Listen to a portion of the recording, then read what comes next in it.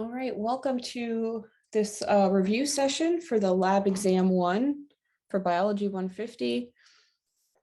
Please take a moment to follow this link that I've posted in the chat, and it'll ask you your name, your M number, and who your lab instructor is, and also which session you're attending. So this is a way for you to get credit for attending this review session, is by filling out that information. This session is being recorded, and as soon as we're done tonight, I'm going to convert this file to a YouTube video, and then I will share the link for that video to all of the 150 instructors so they can pass it along to you.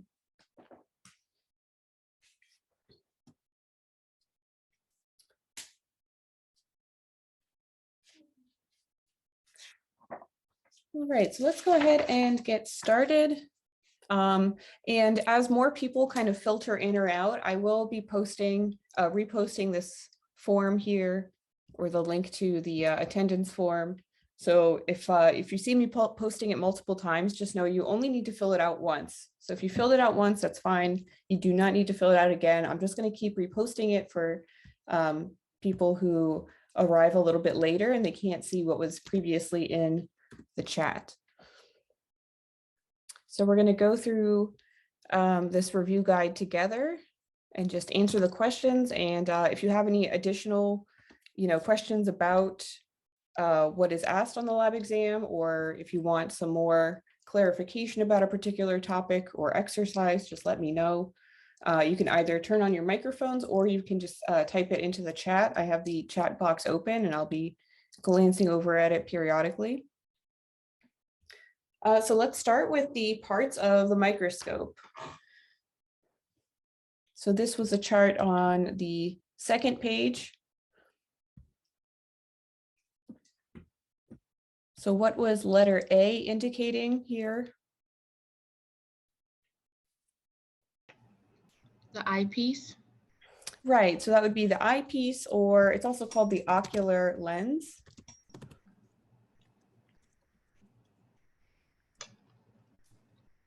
And its function is what? To view specimen. Right, yeah, so that's the part that you actually put your face against to see your specimen. And it has a little bit of magnification built into it, right? So what is the magnification of these ocular lenses? 10x. Yeah, it's 10x, right? All right, and then part B. Just kind of pointing to these pieces here. The lenses? Yeah, so those would be the objective lenses. And what is the function of the objective lenses? To magnify the specimen. Correct, yeah, so that is for magnifying specimens to a greater degree. And so what magnification are these objective lenses? 4x, 10x, 40x, and 100x. Yes, we start with 4, that's our low power, then the 10x is our mid power, 40 is high power, and then the 100x is our like super special oil immersion lens. Okay, letter C. Oh no.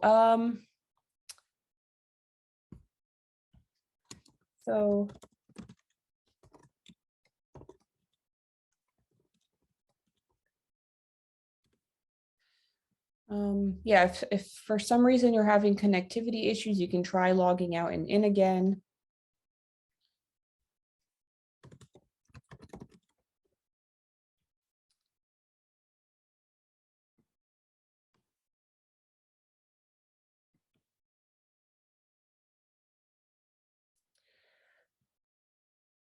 It looks like we have a few more people who have joined us. I'm going to post this again. So you only need to fill this out once. If you've already filled it out, don't worry about it, but make sure that you record your attendance. I know a lot of professors give extra credit for attending these review sessions.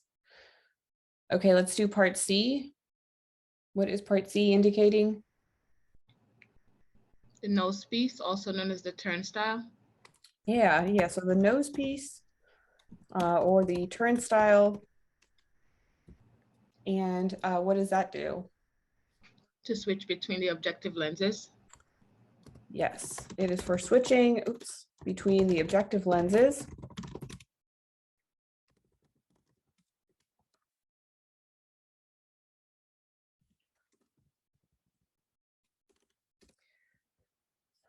Okay, and then D. The stage. Right, a stage. What does the stage do? Hold up the specimen. Yeah, it just holds the slide in place. And the stage has a very large opening in the center to allow light to come through. Okay, what about E? E is indicating this segment right here. Stage control. Yeah, so stage control or stage adjustment. And what does that do for us? Move the stage left, right, back, and forward. Right, so we can move stage the left, right, and then back and forth. So we can move around move our field of view around our specimen. Okay, next we've got F and G. Are these two knobs right next to each other?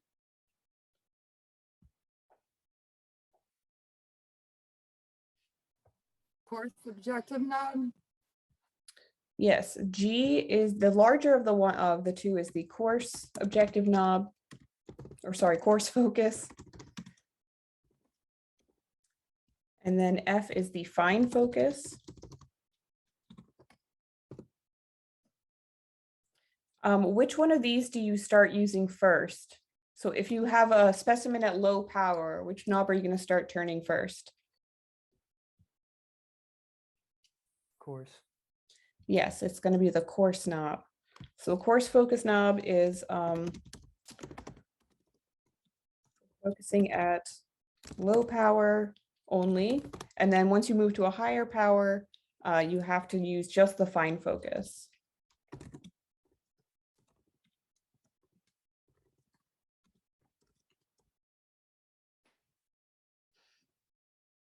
Okay, and then H, indicating this part here in the base.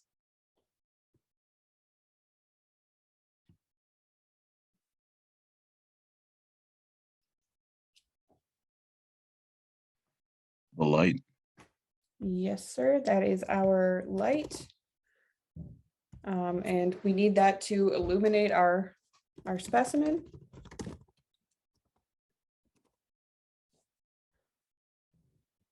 Okay, and then I is a part that's sort of right below the stage. Condenser. Condenser.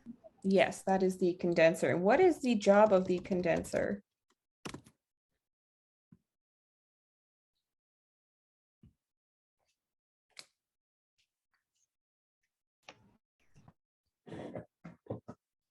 What is it condensing? Condensing the light, more specifically towards the specimen. Right, yeah, so it's a way to kind of focus the light power. So it's not just diffuse, but you can actually hone it in. So it's more like a spotlight on your specimen.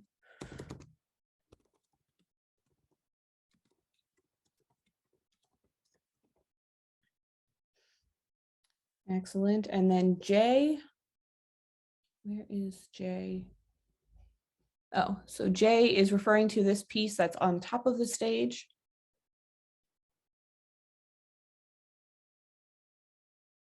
The stage clip. Yes, those would be the stage clips. And that's just to hold your slide in place. And then finally, K.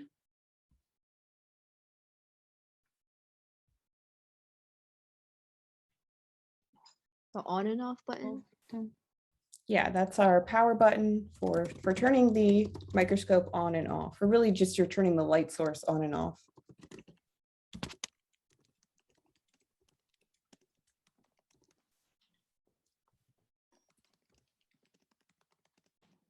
All right, excellent. I'm going to once again post the attendance link in the chat. So if you've just arrived, if you haven't seen it yet, please fill it out. You only need to fill it out once. All right, so let's move on to these questions. We use microscopes a lot in biology. Why do you think they're so important for studying specimens?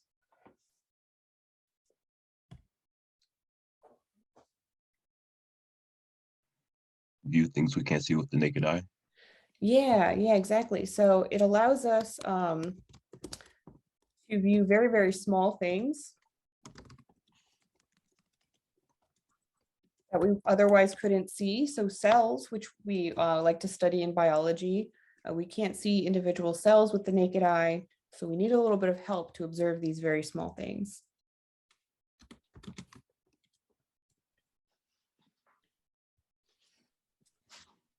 Now, this is a pretty interesting question. So how would we expect these different things to change as we move from a low magnification to a high magnification? And I'm going to actually draw some arrows in to indicate like that these things are either going to increase or decrease. Oh, not that one. Okay, I think that's what I want. Okay, so how do you expect the size of the image to change if we go from low to high magnification? It would increase. Yeah, so that is going to increase. Whoops. Do not change. Okay, and what about the intensity of the light or the brightness of the light? Decrease. Yeah, that decreases.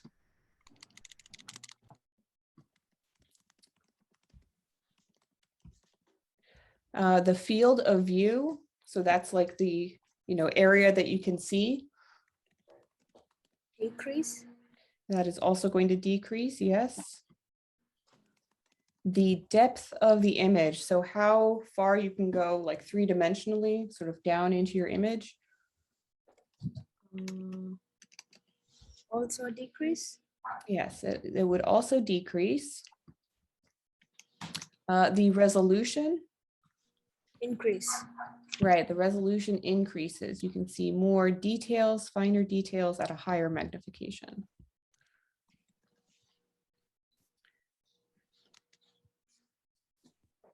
And for this next question, let's name one advantage and one disadvantage for observing a specimen at 40x and at 400x.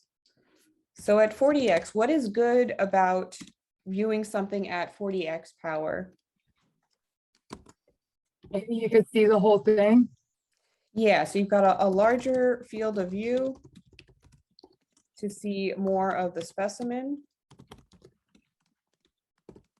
And then a disadvantage. You don't see little details. Yeah, so less detail in that image. Perfect.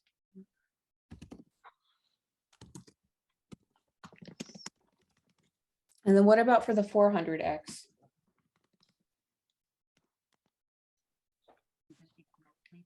What would our advantage be there?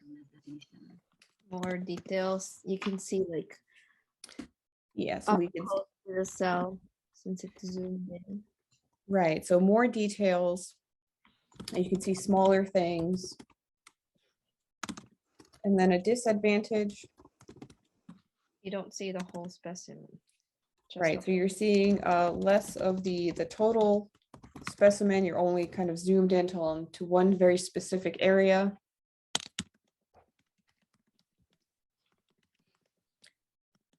All right, this next question deals with calculating the diameter of the field of view. So this is where we are going to utilize a formula. M1D1 equals M2D2. So basically the magnification and diameter at one magnification is proportional to magnification and diameter at a different magnification. So we could take this as our M1. So if the diameter of a field of view at this first magnification is 40x, is 6,000 microns or micrometers.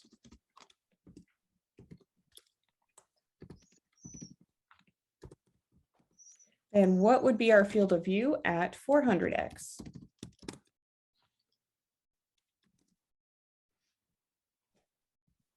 $600 microns. Right, that would be, so we would solve for this D2. So we would multiply these two together and then divide by 400. And we would find that D2 equals 600 microns or micrometers.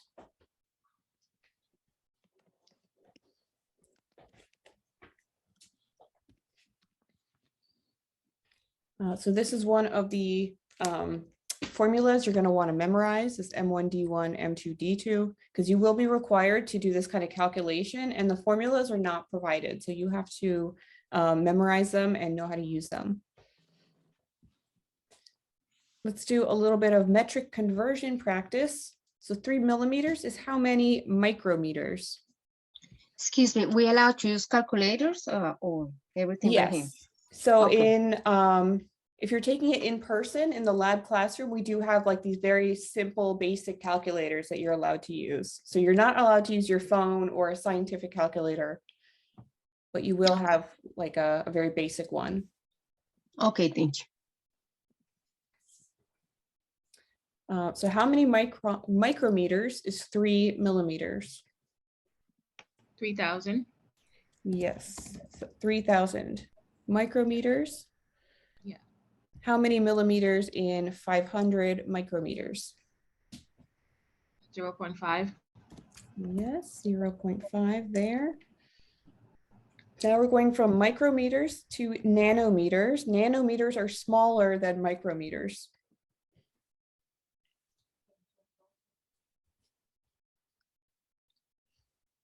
That'd be 4. Or Yes, it would be 4. And then going from millimeters to micrometers again. It'd be 25. Move the decimal place one more Oh, position. 2.5. It'd be 250, 250 micrometers.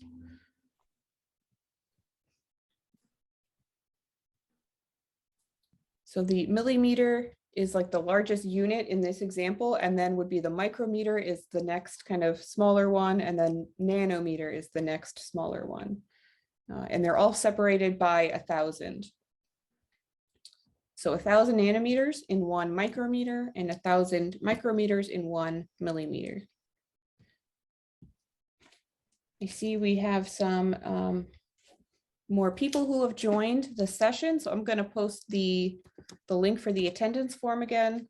You only have to fill that out once, but please put your name, your M number, and your lab instructor's name so you can get credit for being here. Which one did you say was the smallest?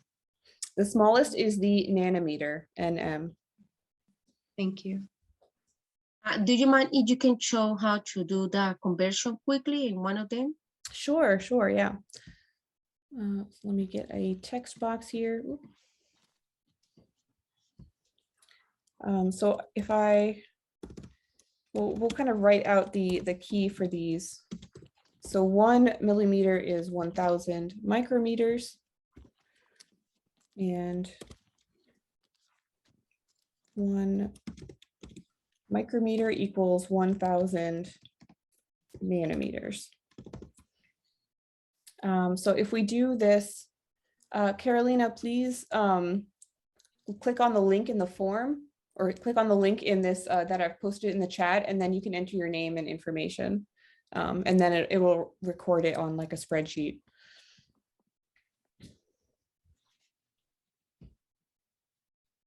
Okay, so let's do this example D. So if we have 0.25 millimeters,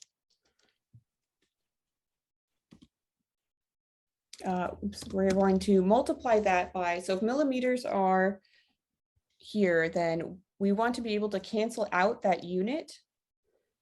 So we're going to create basically a two-sided value here. So how many micrometers are in a millimeter?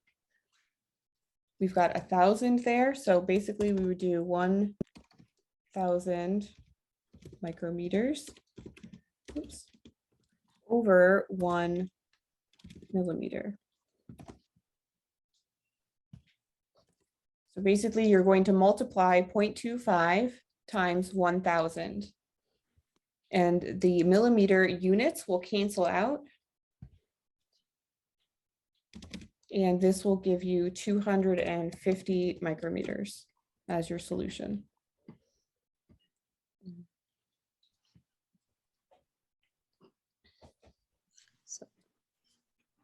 So if you can keep in mind the order of, the size order of these units, then it's pretty easy to convert.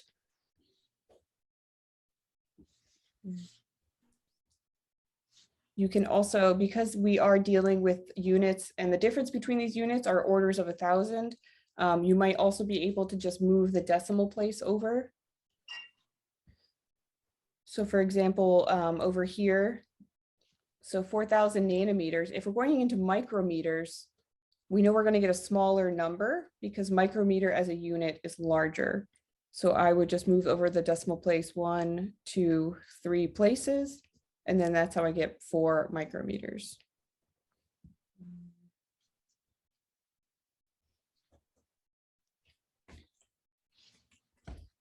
All right. So let's move on to this next question. And this is about estimating the size of cells. So we're going to be doing 2 calculations here because first of all,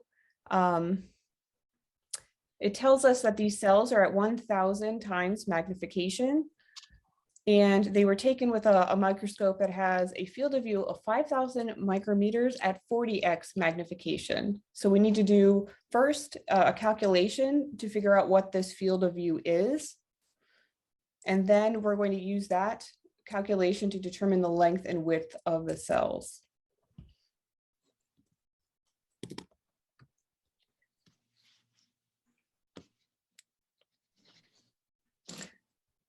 Oh, the answer sheet says this is 4 millimeters and 4,000 instead of, micrometers into nanometers. Well, 4 millimeters would also equal 4,000 micrometers because it would be very similar to this A problem. But yeah, it should be the same document as this, so that's a little bit confusing. But thank you for bringing that to everyone's attention. So we're going to calculate the field of view first. Calculate FOV. So again, that's a M1 D1 equals M2 D2. So our M1, that would be 40 times 5,000 equals, so now this magnification, it tells us this is magnified to 1,000 times. So 1,000, and now we have to solve to find what the diameter of this field of view is.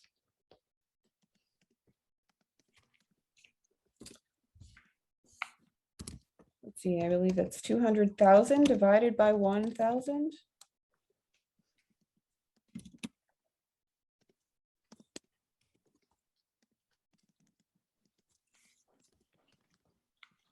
So 200 micrometers.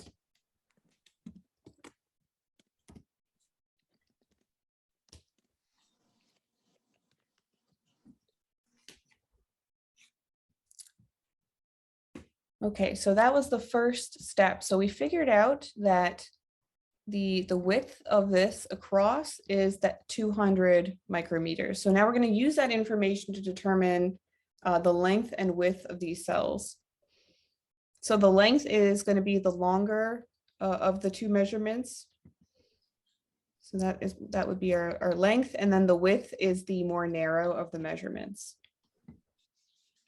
So what are the 2 techniques that we could use to figure this out?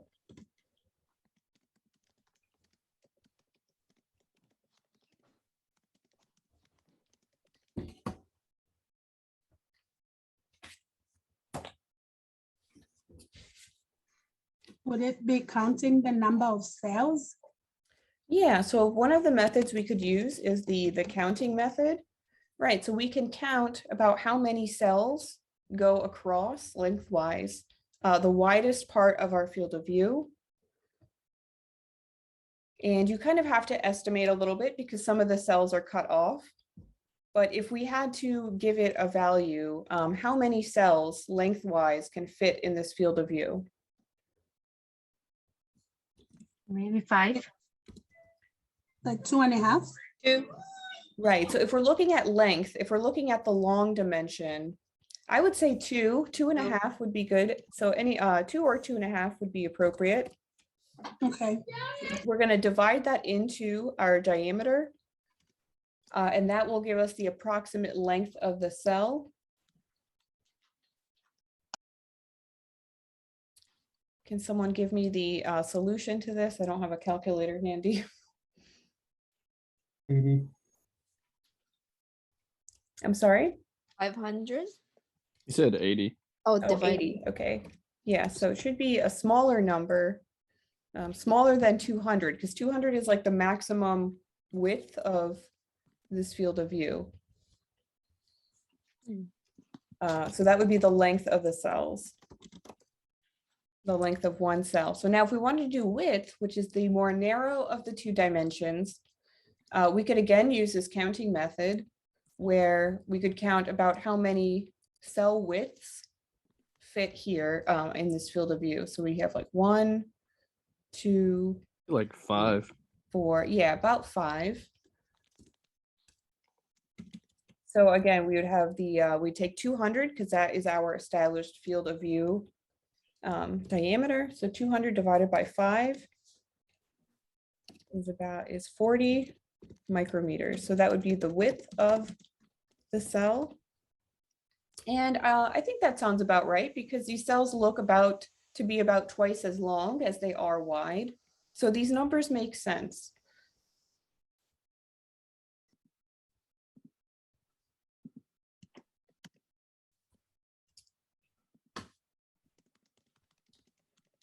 So we can answer with whatever, with the calculation, the FOV, or doing the counting method, right?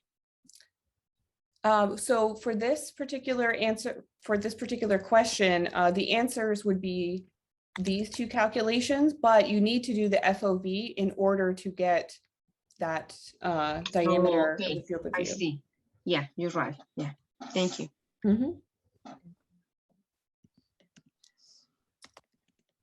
All right, so we will move on to the molecules of life. So this had to do with those macromolecules and the different assays for identifying their presence or absence in solution. So what are those classes of organic molecules? There's 4 of them. Carbohydrates, Mhm. protein, lipids, and nucleic acid. Yes, exactly right. So carbohydrates, the proteins, lipids, and nucleic acids. And so we started with assays about the carbohydrates. So first of all, what is a monosaccharide? A monomer for carbohydrates. Yes, yeah, so that is our carbohydrate monomer. It even has mono in its name. So that's a big hint. So monosaccharide is just a single sugar molecule. And they have the special quality that they are reducing sugars or reducing agents. So what is it that allows it to be a reducing sugar? What part of the molecule allows that to happen? The carbonyl group. Yes, the carbonyl group, the chemical bond C, it's a C double bond O. It's a functional group. And it is able to donate an electron, which is why it is a reducing sugar.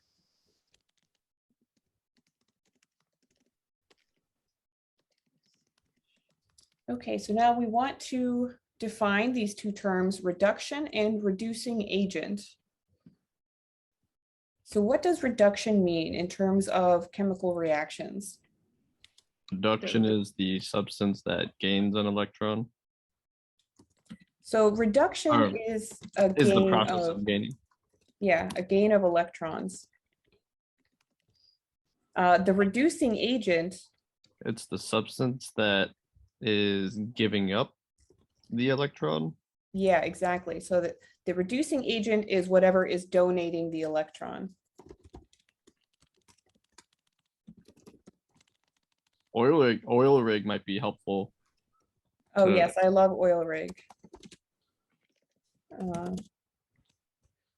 So for those of you who maybe haven't learned this before, I'm gonna put this in a nice bright color. So there is like a mnemonic device, oil rig. So OIL, that stands for oxidation is loss. So oxidation means you're losing electrons. The rig stands for reduction is gain. So oxidation means you're losing electrons. Reduction means you are gaining electrons.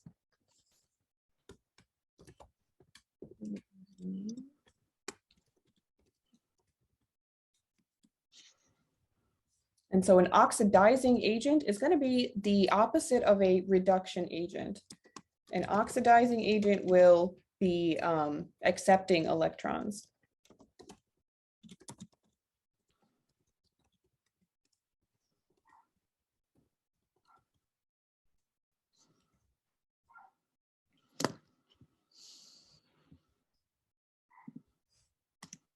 All right, so the special thing about these carbohydrate monomers, these monosaccharides, and some of the disaccharides is they have this carbonyl group that is able to donate an electron, which is why we call them reducing sugars, because they are reducing agents. They're donating electrons to something else. So we used these two assays, or these two reagents, to look at monosaccharides and some disaccharides, the Benedict's and Barfoed solutions. And they were both blue in color because they're both made from the same ingredient, basically. But they have slightly different reaction capabilities. So what is the cause of that difference in their reaction abilities? The Barfoed solution is more acidic. Yeah, the Barfoed is slightly acidic. I forget what the pH is, 4.5, I think. Yeah, and so the Benedict's is a little more basic, the Barfoed's is a little more acidic, and so it changes what kinds of sugars it can react with.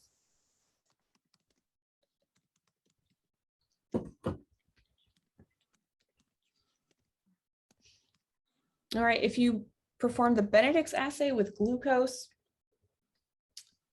which molecule or ion has become oxidized and which one has become reduced?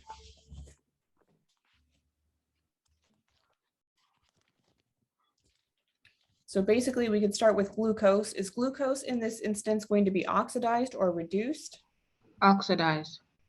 Yes, glucose is oxidized. And then what is being reduced? What is it in the Barfoed's, or sorry, the Benedict solution that accepts the electron? Is it copper? It is copper, yeah. So the copper ion, or the cupric ion, I think it's Cu2+, is reduced.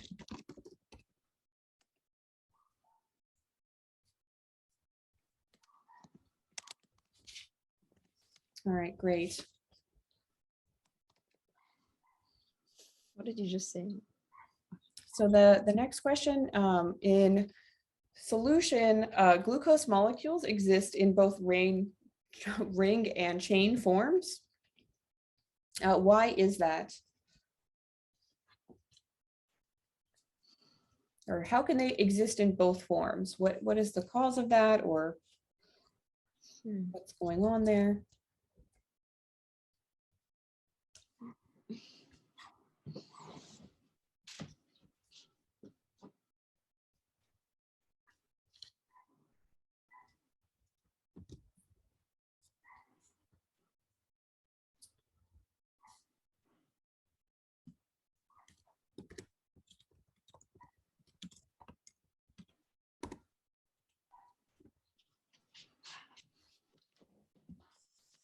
Okay, so let's hear that it sounds like we're a little stumped. So the glucose molecules, glucose can be in either a ring form. Oop. I'm gonna delete that. I think I'll try to draw it over here. Okay, so the glucose can either be in a ring form. It's 6 carbons, so it kind of makes this hexagon shape. Or it could be in sort of this linear form where the 6 carbons are just like all in a row. And if it's in solution, so if it's dissolved in water, the glucose, it just kind of spontaneously switches between these 2 shapes. So at any given time, if you have glucose in a solution of water, about half of your molecules are going to be in the ring form and half of them are going to be in the chain form. And they just kind of flip-flop around. And so that's what we mean when we say that they exist in equilibrium, that we're always going to have about half the molecules in one formation and the other half in the other formations. Are they actively flip-flopping between the 2 shapes? I don't know like how often it occurs, because I'm sure it depends a lot on also like on the temperature of the water or the temperature of the room or whatever. So I can't really speak to like how actively they are flip-flopping. I just know that they, at any given time, about half are in one form and half are in another. Is there a bond being broken? Or like being like an intermolecular force that's being separated? There is actually, and it has to do with this ability to be a reducing sugar. Cool. Let me write this statement and then I can go into a little more detail of that.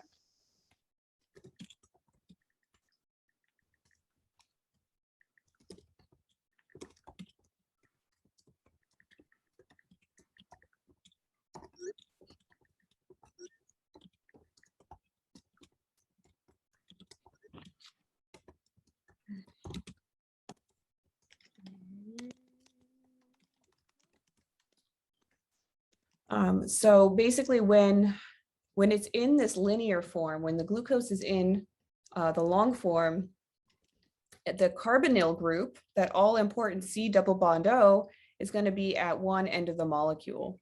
But in order to form this ring shape, the carbon goes from having a double bond with this oxygen to just a single bond because it's trying to make this new shape. So we actually lose that carbonyl group when glucose is in this form. And so it can only be a reducing sugar if it's in the linear or the chain form rather than the ring form. Thanks. Mm-hmm.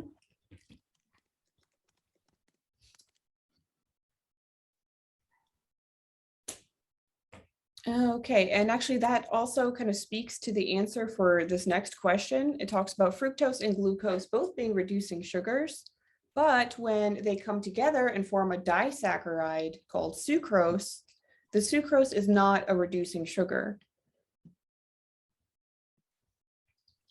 Is it because of that double bond? Yeah, it has to do with losing the carbonyl group when the 2 bond together. Yeah, so when glucose and fructose come together to form sucrose, the carbonyl group is lost and no longer available for donating an electron.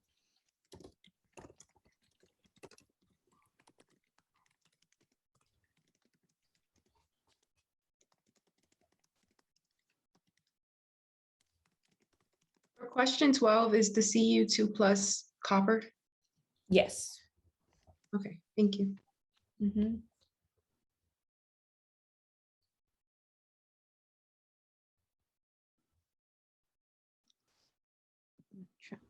I'm going to scroll down.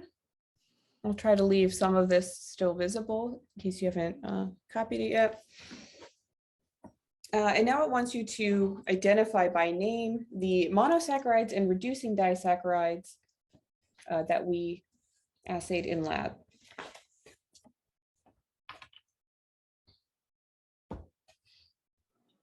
So what were those molecules, if someone can list off those names?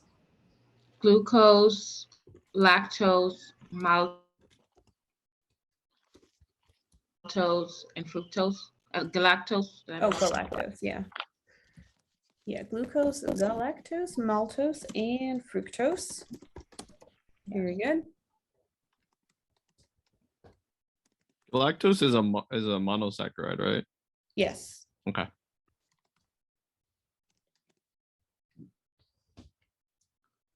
Yeah, I think the only reducing disaccharide here is maltose.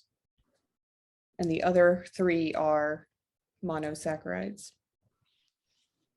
So what's the difference between a disaccharide that can reduce and one that cannot reduce? Chemically, what's the difference between those two? Is it the carbonyl group again? Yep, yeah, it all comes back to that carbonyl group.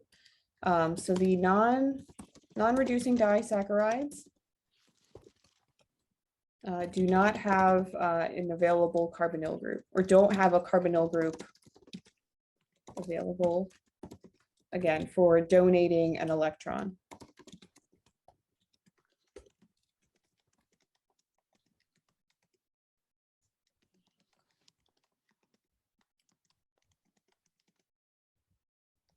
Now, if we take a bunch of monosaccharides or disaccharides and start putting them all together, we'll make a polysaccharide.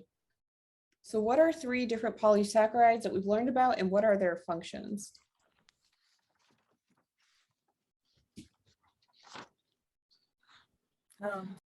Would starch be an example? Yeah, starch is one.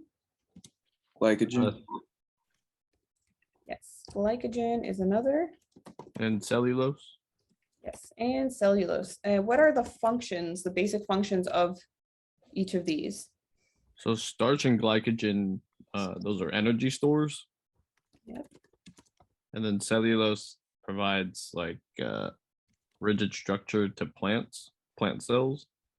Right, it's a structural molecule.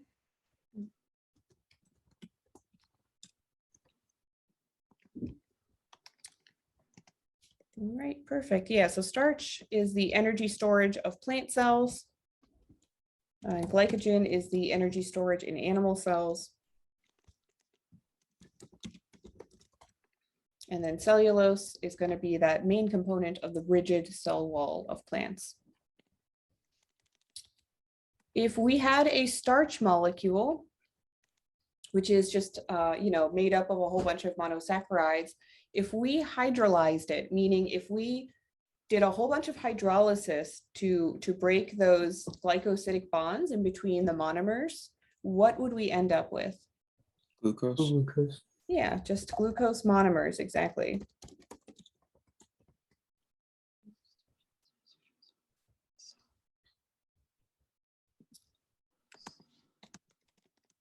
All right, I'm gonna scroll up a teeny bit. So now we are kind of answering these hypothetical questions about what substance each of these, what substance would give each of these results for the different assays. So if we had negative Benedicts, negative Barfoids, positive iodine, and negative biuret or burette, which of these, oh geez, it's so tiny. Okay, would it be sucrose, maltose, starch, glucose, or egg albumin? Starch. Starch. Yes, it would be starch. And the big hint there is that positive iodine result, because iodine tests for starch. If we had positive Benedicts, positive Barfoids, negative iodine, negative biuret, what would it be? Glucose? Yes, it would be glucose. So it's not only a reducing sugar from the positive Benedicts, but it's a monosaccharide because it got a positive Barfoids. So if we had positive Benedicts, but negative for the other three assays, what would that be? Maltose. Yes, maltose is a reducing sugar, but it is not a monosaccharide. So that is correct. What if it is positive in the biuret and negative everywhere else? The egg albumin. Yeah, the egg albumin.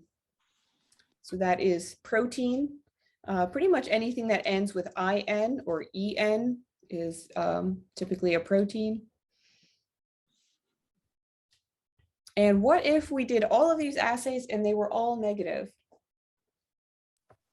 Would be lipid. It would be water. It could be water, but from this drop-down list, Sucrose. yeah, from like process of elimination, and also the fact that sucrose is a disaccharide, but it's not a reducing disaccharide. So we could have technically this dissolved in water and it wouldn't react with anything.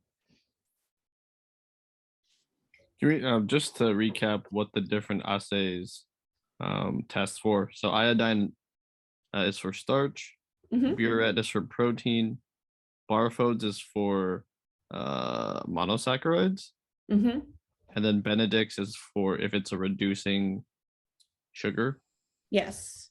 Okay. Yes, and that's a lot of that is kind of what we're about to go over in these next two questions. No worries. Yeah, so the Benedict's assay is our test for the reducing sugars.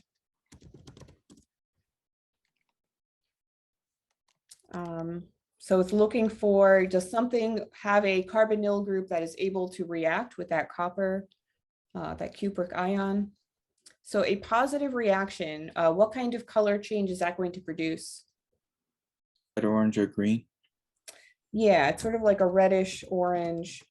It's a precipitate. It's like a solid that sits at the bottom of the tube. And this information is important because there will be a section on your exam where you'll be shown like the results of these assays, and then you have to determine like what is or is not present in the sample. So you want to make sure you know like what does a positive result look like, what does a negative result look like for each assay. Yeah, and then our Barfoids assay is the one that distinguishes between monosaccharides and the reducing disaccharides.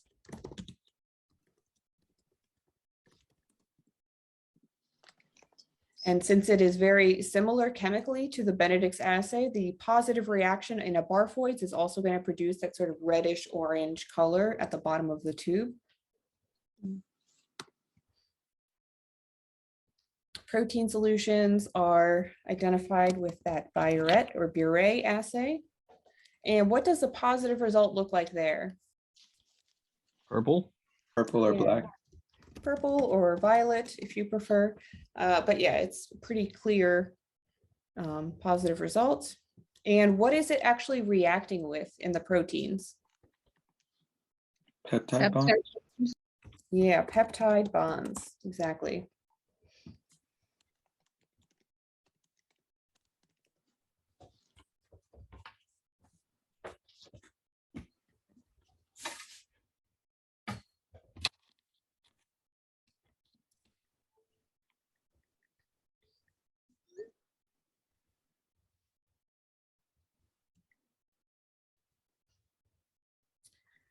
Okay, we'll scroll down now for the scientific method.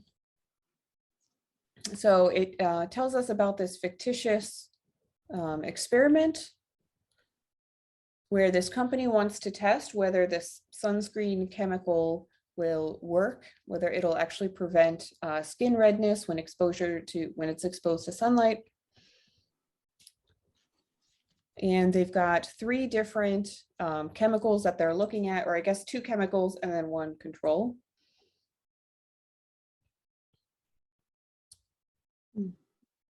So if we wanted to write a question, what kind of question are they asking in this experiment?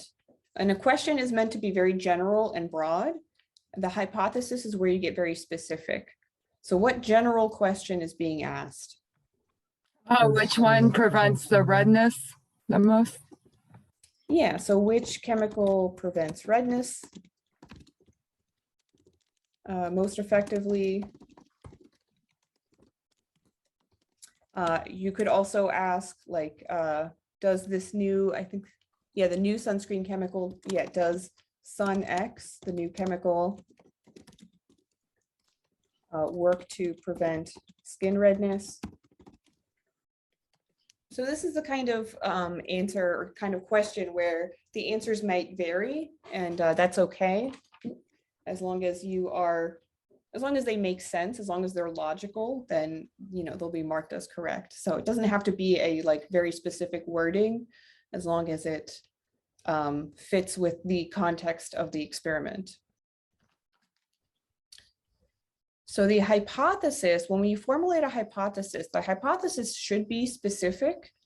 You should mention what variables are being looked at and how those variables are related. And it should be a statement, not a question. So what would be a good hypothesis for this experiment? You could say if sun X is applied, there will be less sunburn. Okay, if sun X is applied,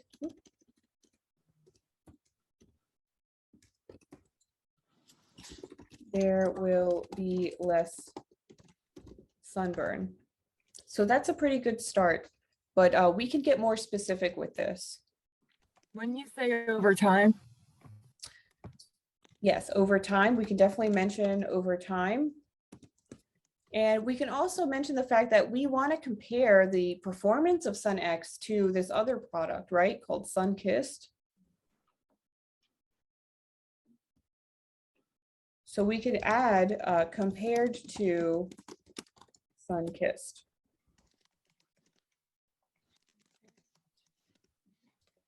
And again, this is another thing where you might word it slightly differently, but as long as it is specific and it's logical, then it'll be correct.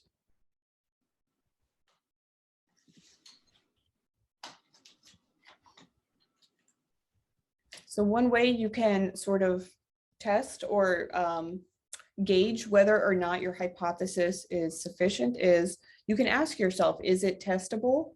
Can we test if Sun X will cause less sunburn than Sun-Kissed? I would say so. Yes, we can test. Which product leads to less sunburn over time? And is it falsifiable? Meaning, is it possible that in the future some other results could come out that could prove this conclusion false? Yes. Yeah, absolutely. Yeah. Yes, because the hypothesis is specific to this context, but it's not an absolute. It's not declaring that Sun X is the best sunscreen ever and nothing will ever be better than it. That would not be a good hypothesis.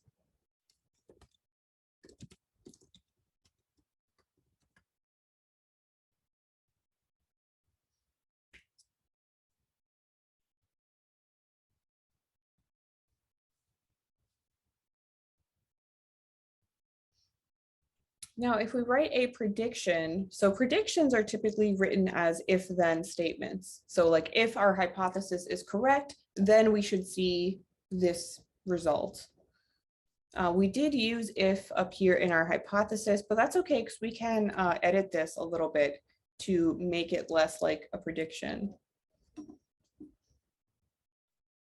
Yes. So we can say so we can say so we can say like for question 30, sorry, we are in question 29, right? Yeah. Oh, So 29 or 30, yeah. Oh, got it. So for 30, we can say what is the prediction based on this hypothesis is that the product will lead to less sunburn over the time. We can say that. Right, yeah, so we want to put it in an if-then statement. So if Sun X is, I guess, more effective than Sun-Kissed, then there will be less skin redness.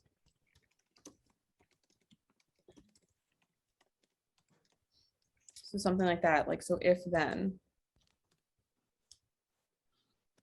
So if we wanted to modify in number 27, if we wanted to modify our hypothesis to take out the if in the front and make it more of a declarative statement.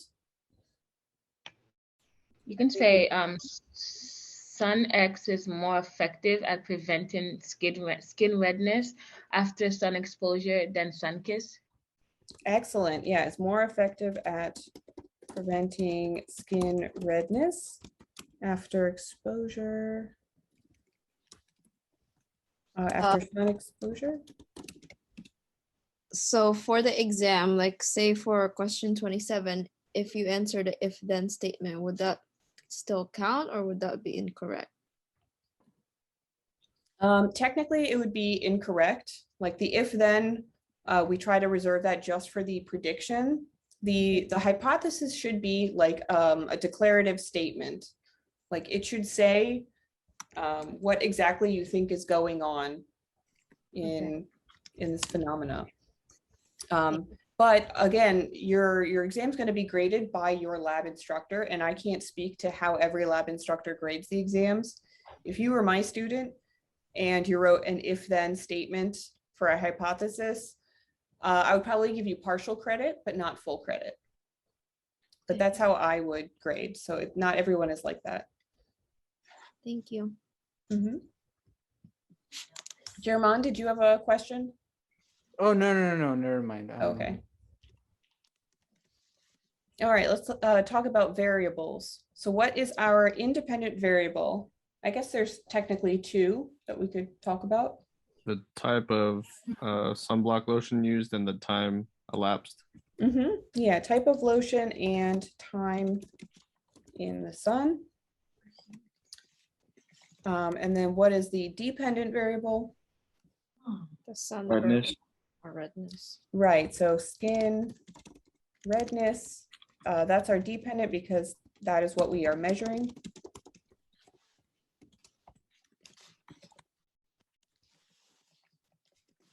These are the independent variables because that is what is kind of determined or decided by the experimenters.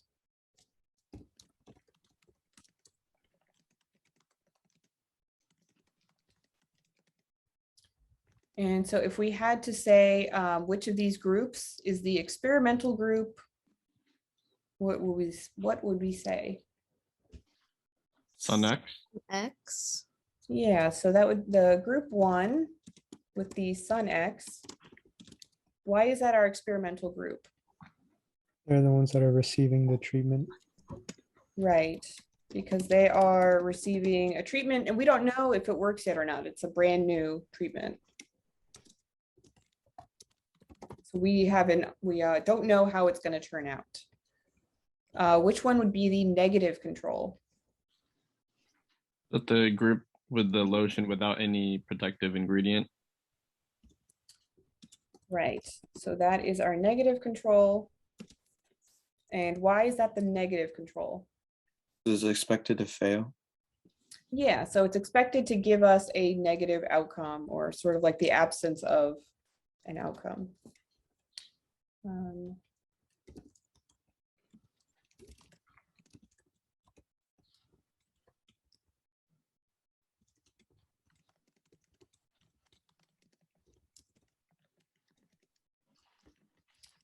All right, and then our positive control is going to be group 2, but why is that the positive control? It's already been proven to work. And proven, yeah. Because yeah, it's known to work. And tested to work. Yeah, and so it's a good thing to like compare the other results with. Yeah. Could you say also like because it has had positive results before, like if it was experimented, would that be a correct answer still? Yeah, you could also say that.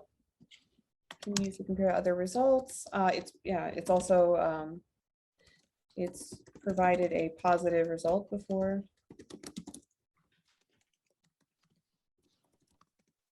Yeah, they've obviously already experimented with it and they know it works.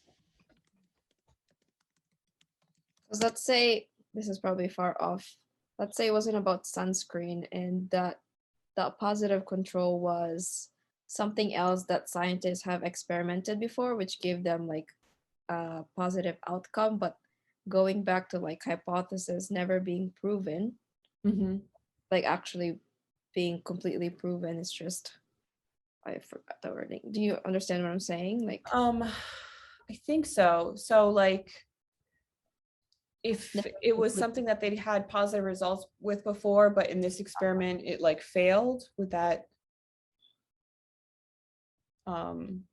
like if it wasn't about a sunscreen that's been proven to work, if it was just like an experiment that scientists have done before and it was successful, but I know like one hypothesis is like, it's like, let's say the outcome was positive, but hypothesis is never actually fully proven. so if the outcome is positive, but the hypothesis is not fully proven.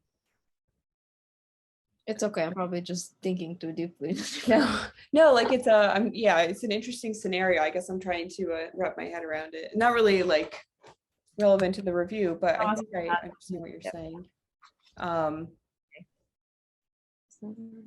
Could you use the positive to build on to what you were saying? Could you use the positive outcome of previous things that scientists have experimented with to use it as your hypothesis, saying like, because scientists have previously studied this as a formidable outcome, therefore I predict this about said study? Yes, that's exactly how hypotheses usually are formulated, by looking at previous research. You know, like, what do we already know about this protein or this cancer treatment or whatever? Like, what have other people already discovered? And, you know, how am I going to use that to kind of justify like what I think is going on, like what I think this mechanism is. Okay.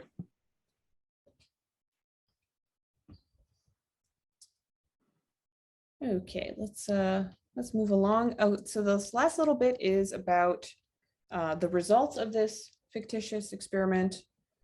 So based on this graph here, is SunX more effective than Sunkist? We can say that Sunkist has a higher effect than the SunX. Well, take a look at the graph though, because the y-axis indicates the amount of redness. And it doesn't really tell us what the units are, but we're assuming that the higher the number, the more red the skin is. Oh, got it. So we can say that so we can say that SunX is definitely more effective than Sunkist and Dilution alone. Yes, yeah. So SunX does end up being more successful at preventing skin redness than the Sunkist, and definitely more than the lotion alone. Yes. I mean, than the one that does not have any protective product. Yes. Right. Sunkist or the control. So the conclusion is a restatement of your hypothesis, right? Or is it? Yes. So yeah, typically, yeah, when you're writing like a lab report, your conclusion is restating the hypothesis. This is just asking us for a conclusion based on what we see in the graph. So we don't necessarily have to word it like in the same words as our hypothesis, although this is pretty close because our hypothesis did say it was better at preventing skin redness compared to Sunkist. And that's kind of how we worded that as well. Yeah. So this graph is pretty effective, although it's missing a title, and a good graph title should be descriptive, and it should tell the reader exactly what they are looking at, exactly what the graph is communicating. So what would be a good title? Effectiveness of SunX in preventing sunburn. Great, yeah, the effectiveness of SunX. I would change it, and rather than saying effectiveness, I would say the efficacy of SunX over, the efficacy of of SunX over a sun-kissed and the ocean alone. Is it possible to also say sunscreen type and be more general? Yeah. Absolutely. Yeah, you could say effect of different sunscreens. Yeah. On skin redness. Yeah, this is another one. Oops, I think I got cut off a little. This is another type of question where there's a lot more than one correct answer. As long as it's logical and it's specific, then it'll be correct. Because if you put the effectiveness of SunX in preventing sunburn, then you're basically just not talking about the regular lotion, which is in the graph too. Right. Yeah, so well, I guess it can kind of be understood that the lotion alone is going to be your control. So that's sort of what you're comparing the other two results to.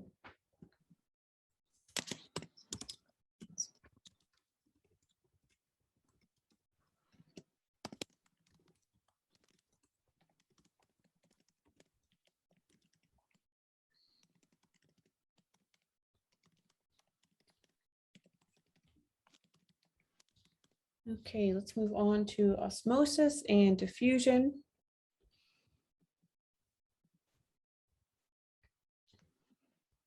So here we're looking at basically two chambers of liquid, and these liquids have different concentrations of stuff in them. It doesn't really matter what the stuff is. We're really just concerned about this comparison of these two values. So which beaker or beakers contain solutions that are hypertonic compared to the bag? So we're looking for which beakers have basically a larger molarity value than the molarity of the bag. 1, 2, and 5. Yes, so 1, 2, and 5 all have larger molarity solutions in the beaker than in the bag. So we say that the beakers are hypertonic compared to the bag. Tonicity, when you're talking about tonicity, it's always relative. So you can't just say the beaker is hypertonic. You have to say it's hypertonic compared to, these bags, because it's all relative. So which of these bags do you think would show the least change in mass at the end of an experiment? 3. 3. Right, so 3 looks like we have an isotonic situation there. The molarity in both compartments is the same. And then if we let them just kind of sit here and hang out for 30 minutes, let's arrange them in order of mass. Oh, list the bag that loses the most mass. Okay. So yeah, so we'll start with which one would weigh the least first. I think that's what that means. Probably 2. So yeah, the- 2 has a very big difference between these values. So the bigger the difference, the faster it's going to lose water. So that would weigh the least. So 2. And then 1. Mm-hmm. Then 5, and then 3 and 4. 5, and then 3, and then 4. Oops. Right, so in 2, 1, and 5, since the solution is hypertonic, that means water is leaving the bags. And it's not the salt or the glucose or whatever's in solution, only water is crossing these membranes. In 3, we basically have no net movement of water. It's going in and coming out at the same rate. And then in this last example, in 4, it is gaining water because the bag is hypertonic to the beaker. So 2, 1, 5, 3, and 4, that is our order there.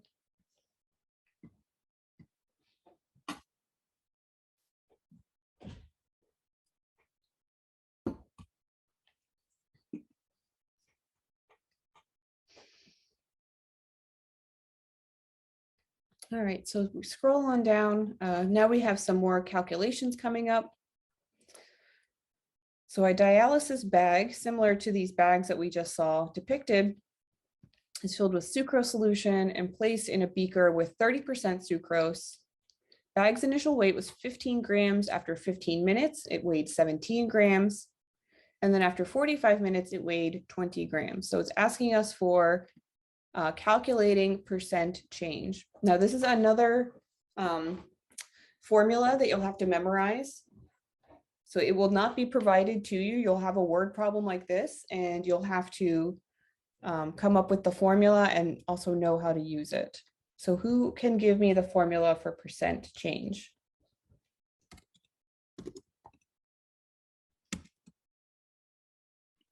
C1 times V1 equals C2 times V2. Ooh, so you're a little bit ahead because that is the formula we're going to use for 42. Oh. C1 V1 equals C2 V2. So wouldn't you take the final weight minus the initial weight and then divide it by the initial weight times 100? Yes. Yeah, so you're going to take the mass at some time point, maybe it's your final mass or maybe it's not, then subtract the mass at time 0, divide that by the mass at time 0, and then multiply by 100 to make it a percent.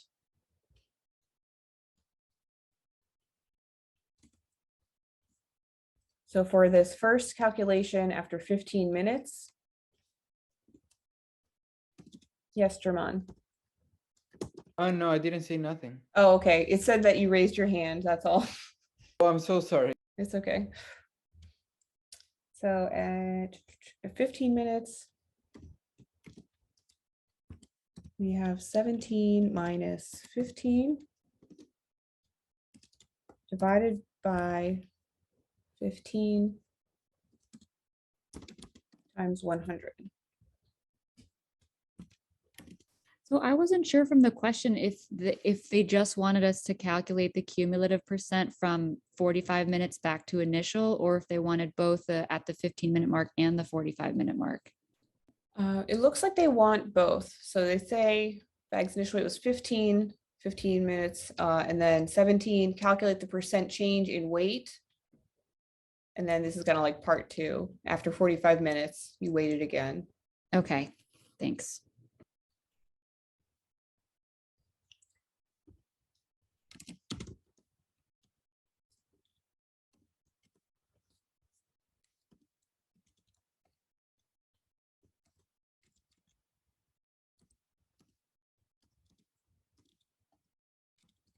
All right, and what are the solutions to these formulas?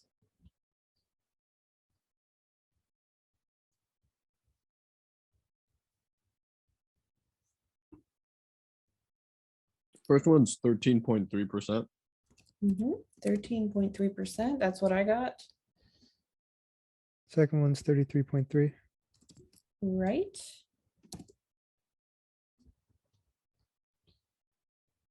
Is there a general guideline on how many decimals we should use? I guess officially the strategy for decimal places is you only use as many decimal places in your answer as there were in the original values. Yeah. So I guess technically we wouldn't include any decimal places here. I would at least do 1, but I think any more than that is unnecessary. So don't worry if it's a repeating decimal. Do 1 or 2 after the decimal, you're fine. Okay, thanks.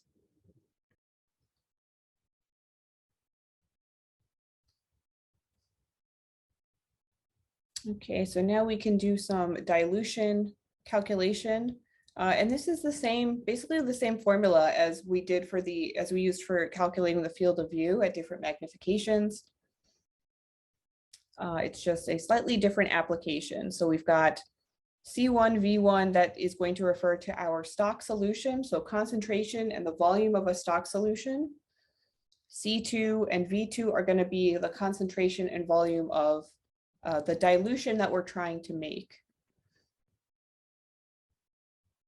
So it says we have a 20 molar stock, that's our C1. So C1 is 20 molar.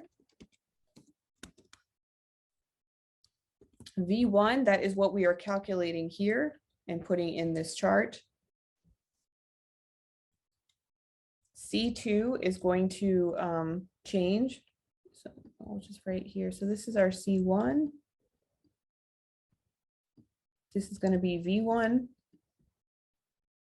This is our C2. And V2 is our 50 milliliters, because that's how much of our solution we're trying to make. Oops.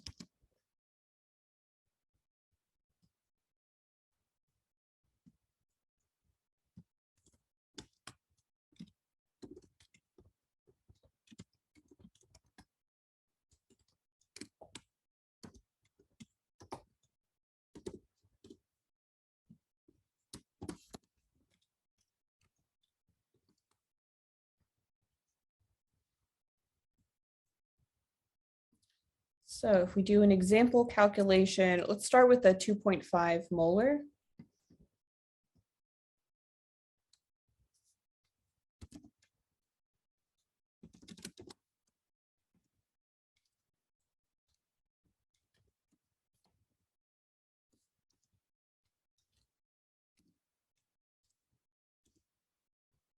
Okay, so V1 would equal 2.5 times 50 divided by 20.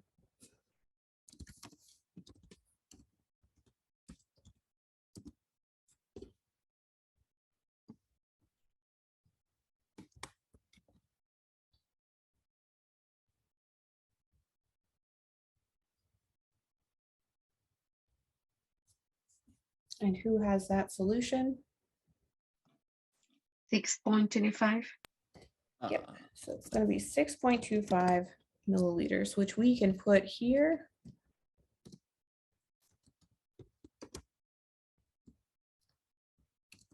So if we have 6.25 milliliters of the stock solution, how much water do we have to add to get a total volume of 50 milliliters? 43.75. That's 3.75 milliliters, perfect.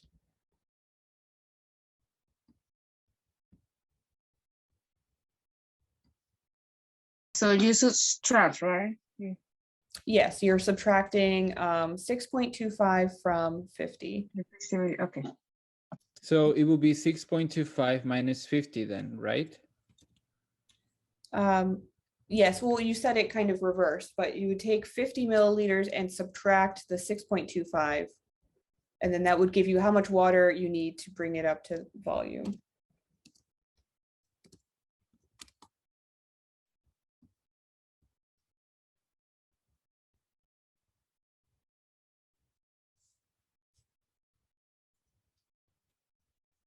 Okay, so what would this next concentration, how much stock solution do we need here for the 5 molar? 12.5. That would be 12.5 mils. And then 37.54 amount of water. Great, yeah. And 50 mils.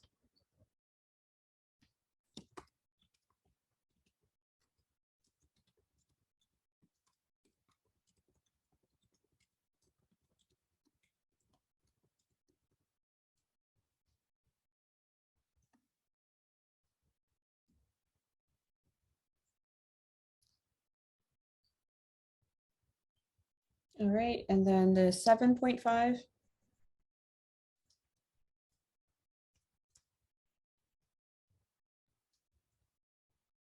$18.75. And then 31.25.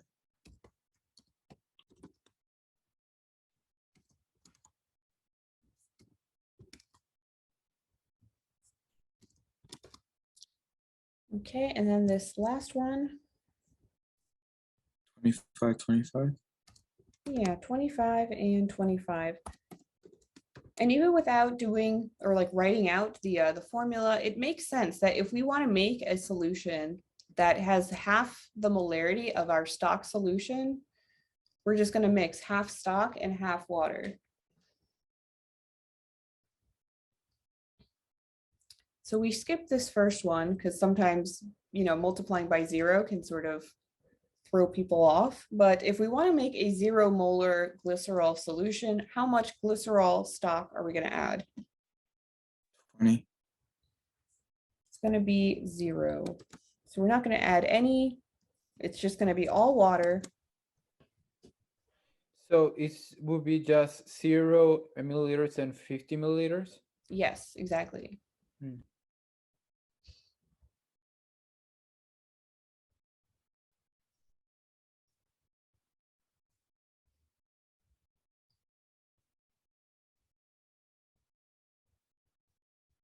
Okay, so do we feel good about these calculations? Any other questions about these before we move on? Yeah, I had a question. How did you know which one was V1 and which one was V2? So V1, basically we divide up the two halves of the formula as, okay, the side with the ones, that's kind of what we're starting with. So C1 is our stock solution concentration, and V1 is going to be the amount of stock solution. And then C2, V2, we decide that that is going to be what we are trying to make.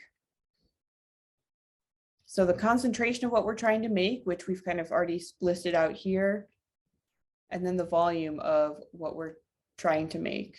So we know we want these concentrations at these volumes. Okay, yeah, that makes sense. Thank you.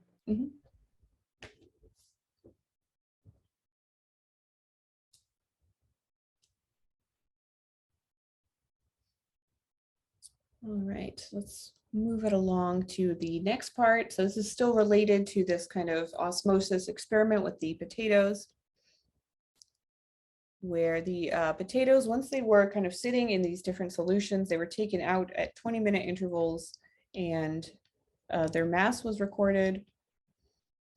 So now we're going to use this information to calculate percent change in mass. So this is the same formula that we just used up here for 41. So the percent change in mass is mass at some time point minus the mass at 0, or like your starting mass, divided by the mass at 0, and then multiply the whole thing by 100.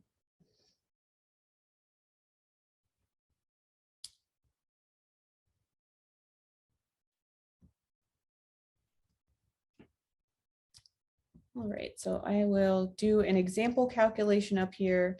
So the first row is pretty easy to calculate, or sorry, the first column, because at 0 minutes, nothing has changed, right? That's our initial time point. So the percent change at 0 minutes is always going to be 0. And if you calculated it out with the formula, you would still get that answer, because 5.3 minus 5.3 divided by 5.3 is 0. So we will move on to the 20-minute time point.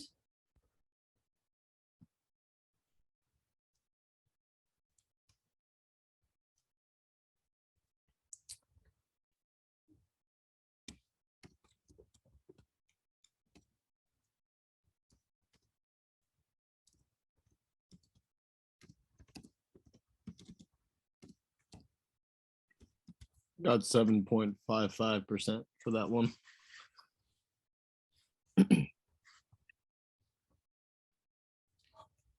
7.55. I put something. I got 3.77. Yeah, I also got 3.8. So I'm not sure. I got 3.8. Okay. Oh, I was looking at the wrong numbers. Oh, We okay. round to 1, right? I'm sorry? We round to 1, right? Yeah, yeah. So it would be about 3.8. 3.8. Yeah.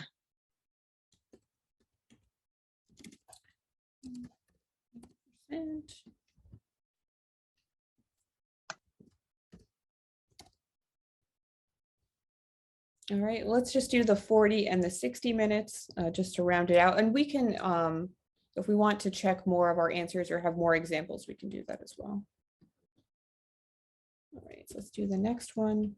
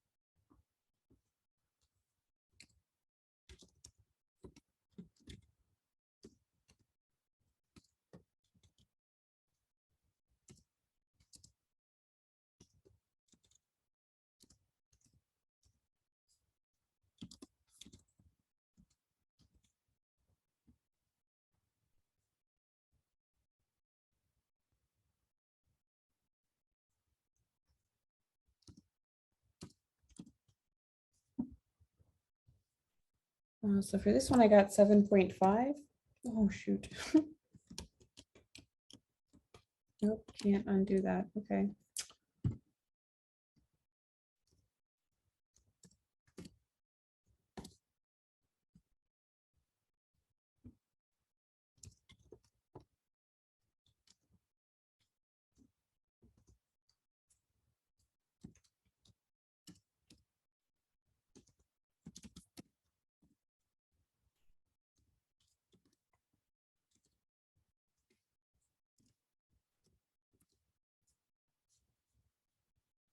And then what was the 60-minute value? Yeah, 9.4. 9.4. Okay. So it makes sense that these are positive values because this potato piece here is clearly gaining mass at each time point. And so that would be represented as a positive % change.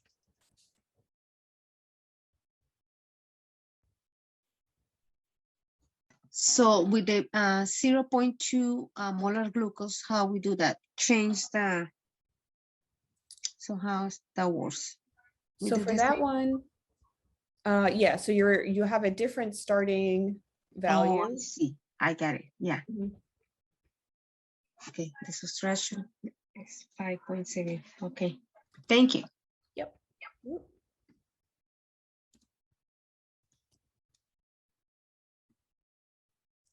Yeah, so that one, I guess at 20 minutes, it would be 5.7 minus 5.7 divided by 5.7. And that would just give us 0.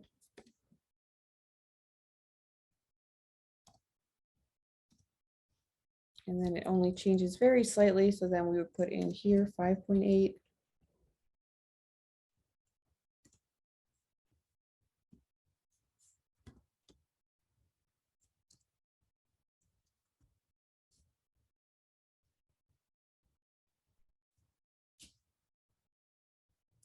And I got 1.8% or 1.75% if you like. And since we have the same value at 60 minutes, it's going to be the same answer here.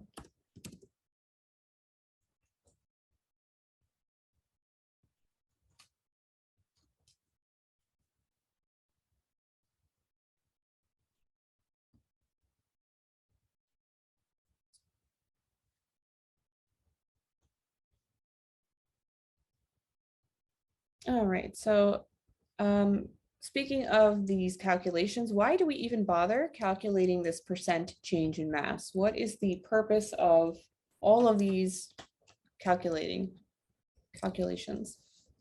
Because each potato starts with a slightly different mass. Yeah, so each potato has a slightly different starting weight or starting mass. So like you can't directly compare them at the when you start to take measurements. Right, so calculating % change makes it easier to compare them.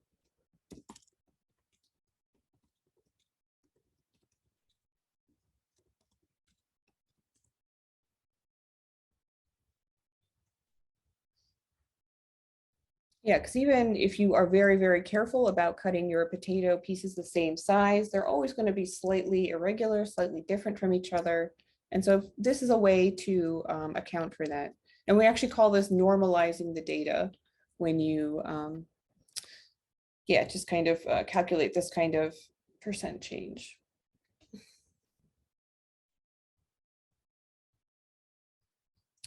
Now on your exam, you will not have to make a graph. You will not be making a graph yourself. You will have to interpret a graph.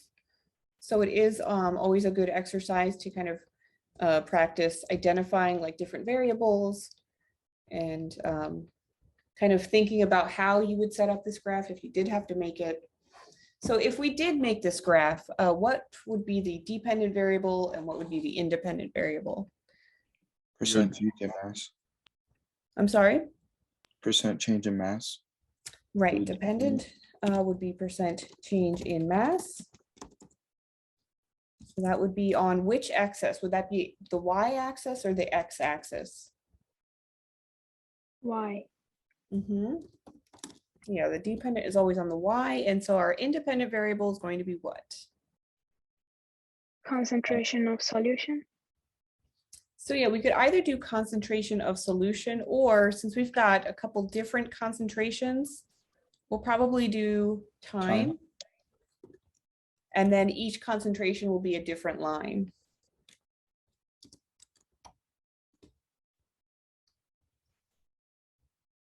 This independent variable time, is it quantitative? Does it have a numeric value? Yes, it does.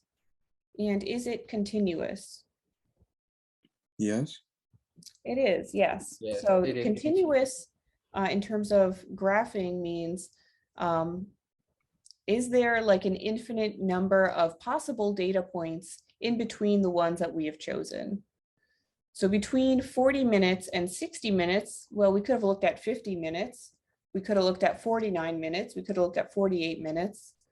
We could have looked at 41 minutes and 30 seconds. We could have looked at 41 minutes and 31 seconds. We could, you know, so we could have, there's an infinite number of possible different data points we could have collected along the way. So that's what makes it a continuous variable.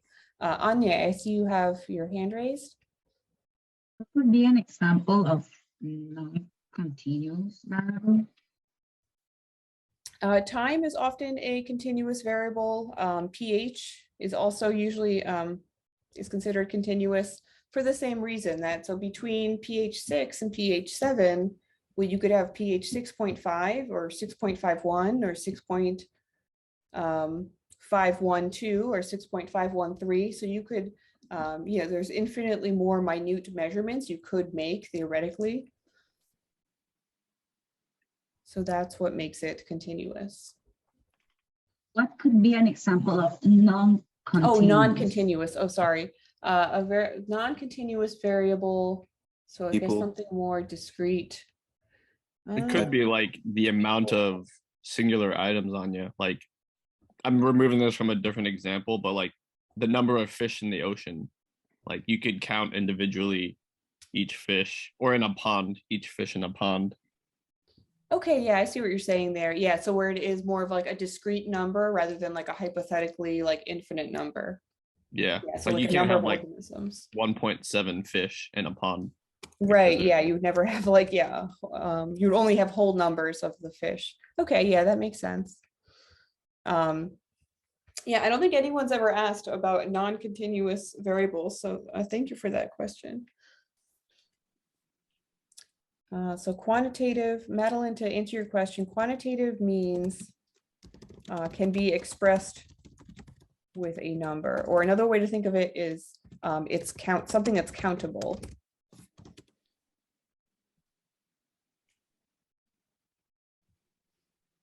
So quantitative is in comparison to qualitative variable. And so a qualitative variable would be like a category or something that you can't count or like measure.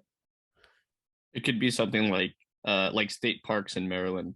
Like each individual state park is not a numerical value. It's like a proper name. Right, yeah. Yeah, exactly. Yeah, so qualitative, yeah, has to do with like groups or like discrete things and not necessarily stuff that you're like counting or measuring. It's typically categorical, if I'm not mistaken. Yeah, yeah, categorical. That's another way to say that. So would we be making a line graph or a bar graph? So we got two quantitative variables, so line graph. Yeah, line graph is a better idea. Yeah, definitely line graph.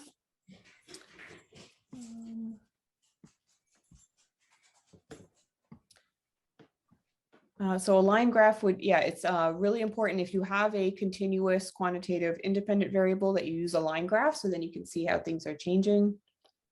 And yeah, especially because we want to compare the change in mass in these different concentrations. So if we were to make a graph here, so we would have, we already established on our x-axis, this would be time.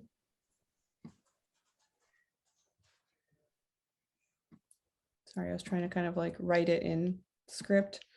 Okay, and then on our y-axis, this would be percent change.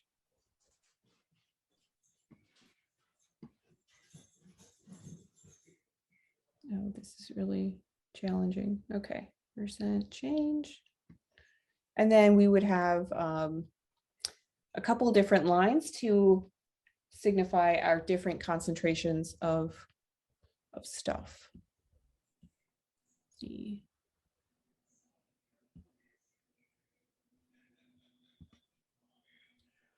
So anything that gained mass would have a positive slope, something that is above the x-axis.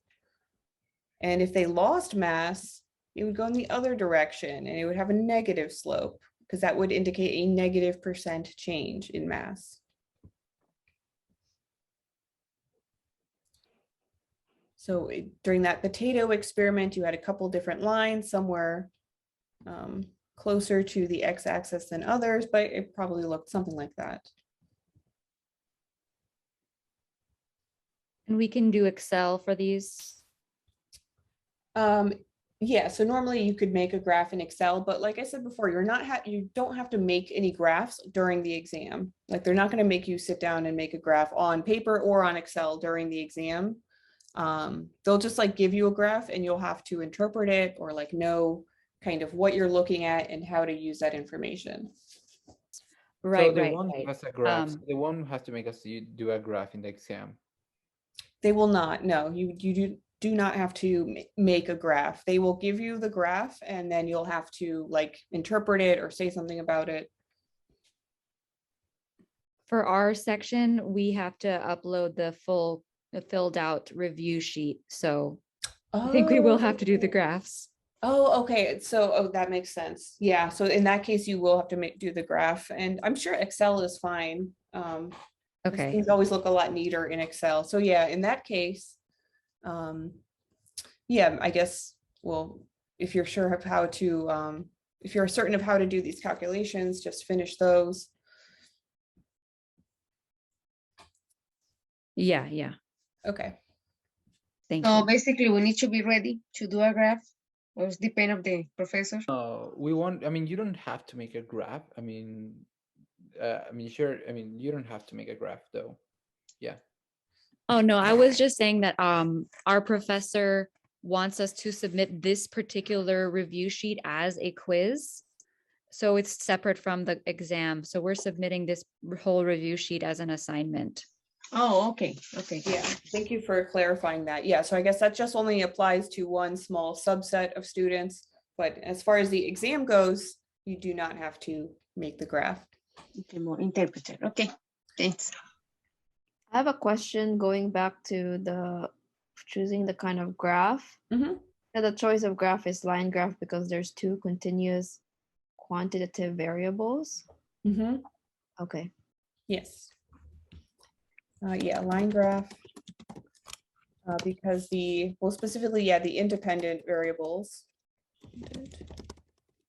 Or quantitative and continuous. And the line graph is the best for displaying that kind of data.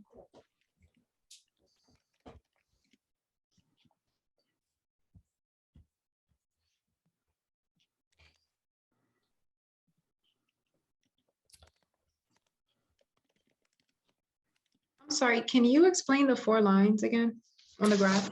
Yeah. So this would be relating to kind of the data table here, and we didn't finish calculating all of these, but if we look at the raw data up here, we see that in the 0.4 molar glucose and 0.6 molar glucose solutions, the piece of potato progressively lost mass.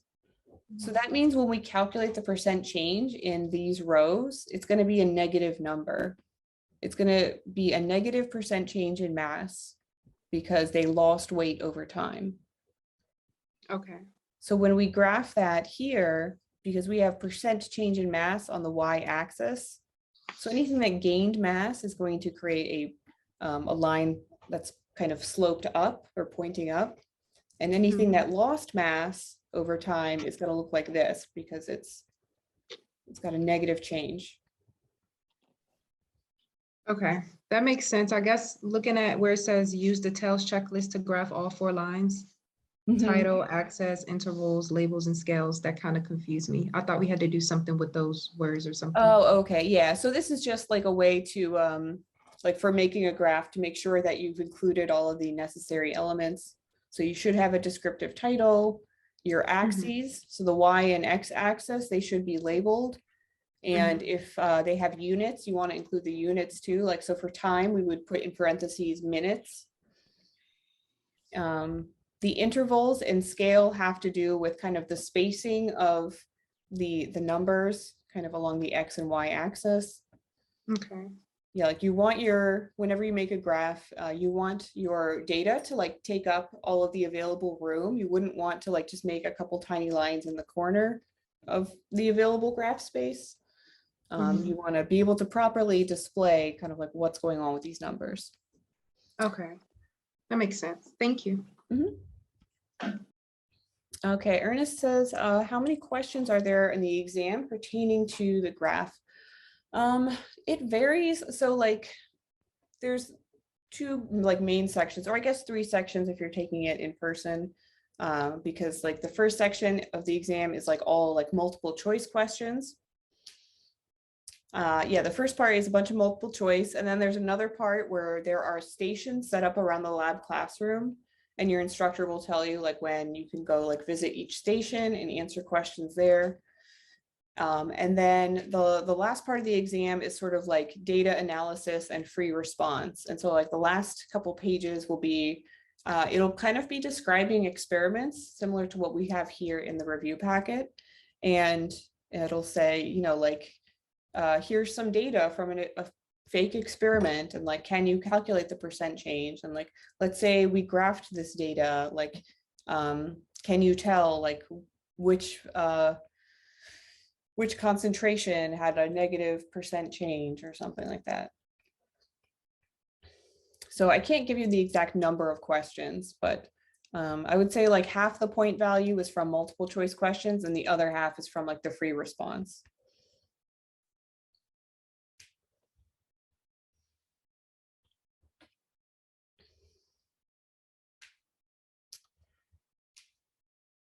I think, yeah, that being able to answer the questions on this review sheet will help prepare you for the lab exam.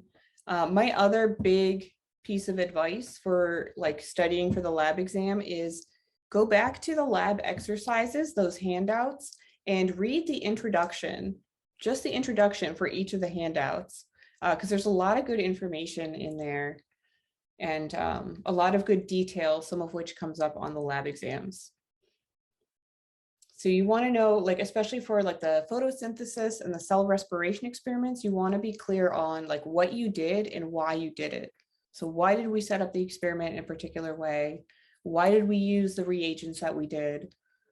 And a lot of that is explained in the introduction part of each of those lab exercises.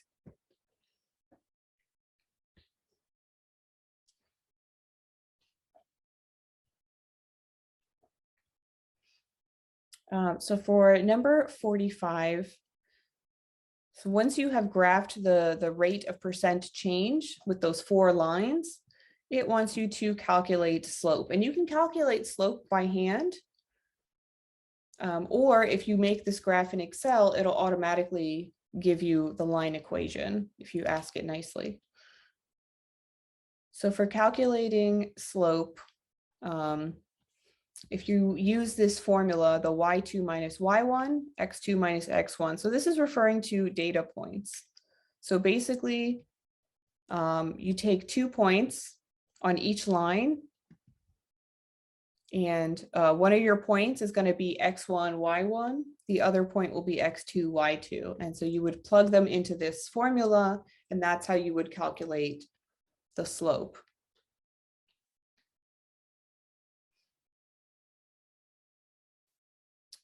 So for example, if we went up here, so 0, 0, this could be our first data point. That could be our x1, y1. 69.4 could be x2, y2.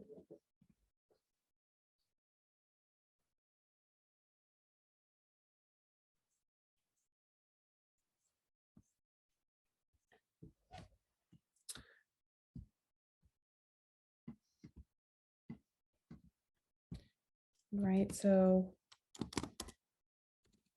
x1, y1, that could be our starting point, 0, 0. x2, y2, our next data point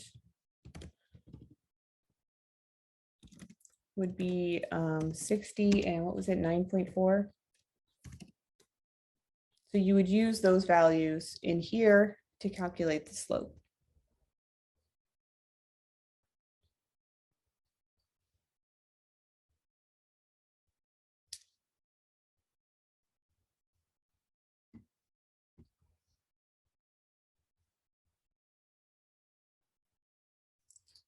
So once you have calculated the slope, or the rate of change, so how quickly things are changing,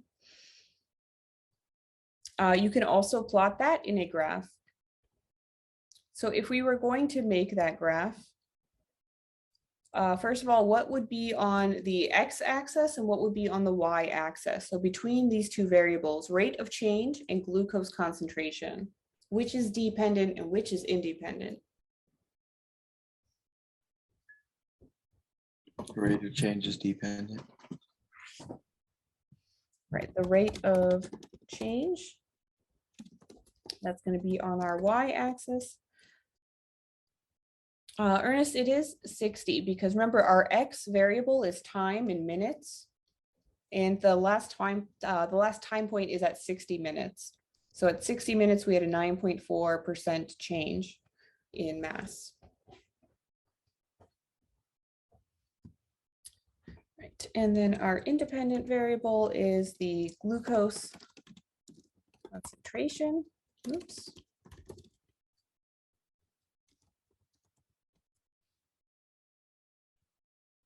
Glucose concentration is quantitative because it's a number, it's measurable, it's countable, and it is also continuous. So because our independent variable is quantitative and continuous, we're going to make a line graph.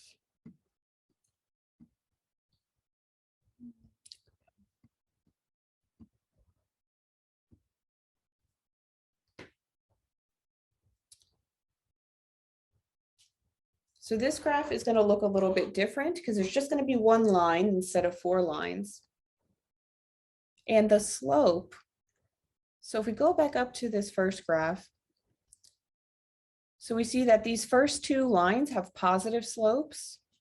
These other 2 lines have negative slopes because they're in kind of the negative % change region. So I'm just going to put positive here, and then negative, negative. So these, the rate of change should be a negative value because the slope is negative, because it's sloping down into like the negative region of the graph.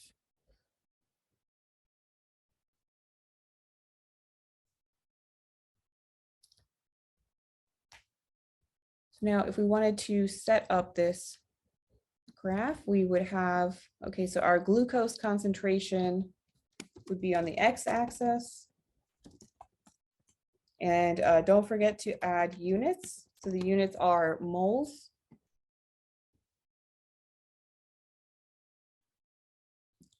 And then here, it's kind of weird. And then our y-axis is going to be the rate of change. What is it per minute?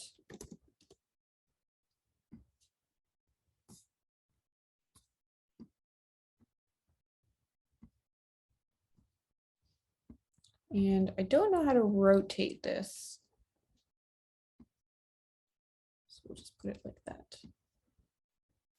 All right, so this is our y and this is our x. So we had 4 different concentrations. So obviously 0 concentration is going to be here at this point. And then what do we have? 0.2, 0.4, and 0.6. 0.2.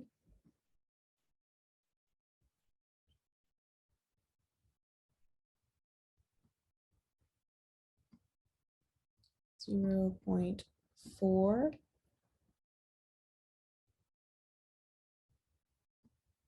And the 0.6.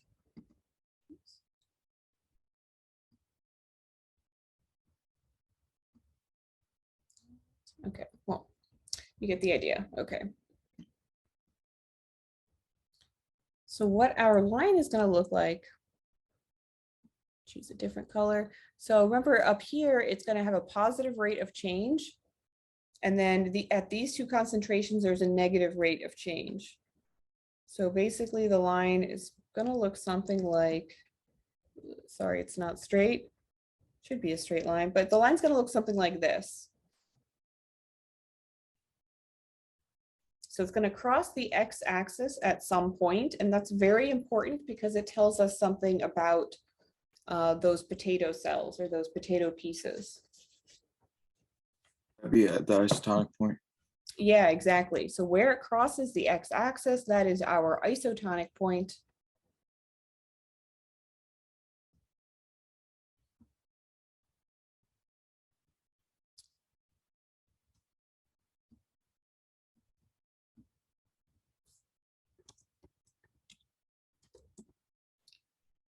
So yeah, the isotonic point is going to be right there. So probably somewhere between 0.2 and 0.4, maybe closer to 0.2.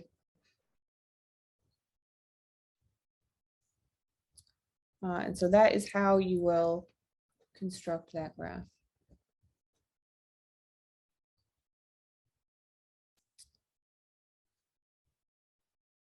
And that's the answer to number 46 as well. So what you can tell from this graph that you couldn't tell from the previous graph was the isotonic point, which is the concentration at which the glucose concentration outside the cell is the same as inside the cell.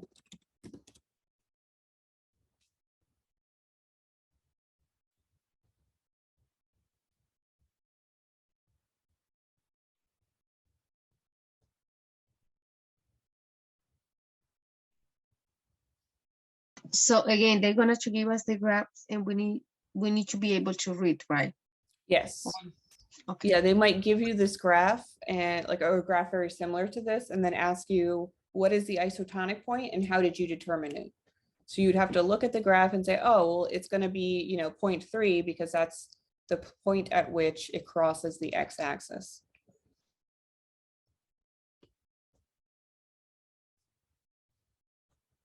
And how do you express that verbally? Is it the isotonic point of the potato in solution?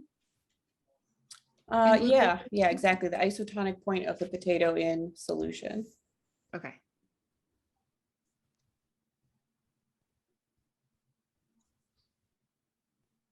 So we are coming up on a good time to take a break since we've been at this for about 2 hours. So let's go ahead and take a 15-minute break. Should be enough time to kind of stretch our legs and maybe get something to eat or drink. So I'm going to pause the recording and we will restart at, what is it, 8:10, 8:11, something like that. And I'm going to kind of leave a message up here on the screen. So if anyone joins while we're away, they'll know that we are coming back. So let me see, pause.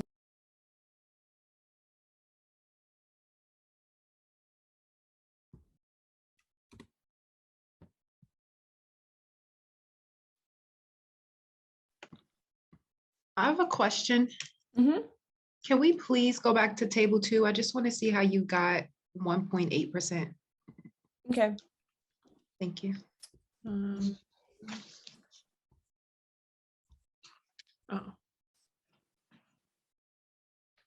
Oh, okay. I see it. 5.7.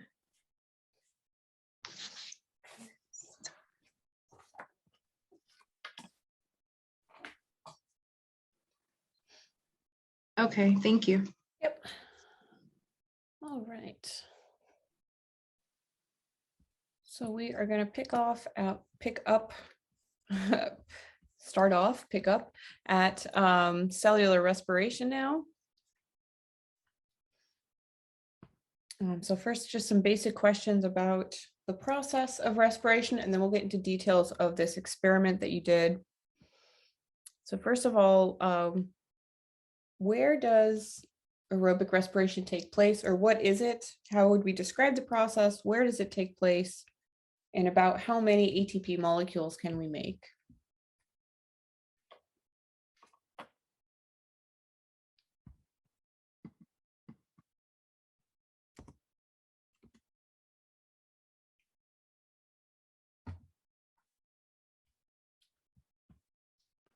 Is it in any? Aerobic, doesn't that mean using oxygen? Yeah, exactly. It uses oxygen. Oops. Is it? What is it? Where does it take? So it's going to be mitochondria? Yeah, it takes place in the mitochondria. So it's using oxygen to transform a certain type of chemical energy in organic molecules to a different type of chemical energy in ATP. Would be glucose. Right, yeah, so chemical energy from like glucose, or you could also use other organic fuels, but glucose is like the classic example in cell respiration. To energy in ATP.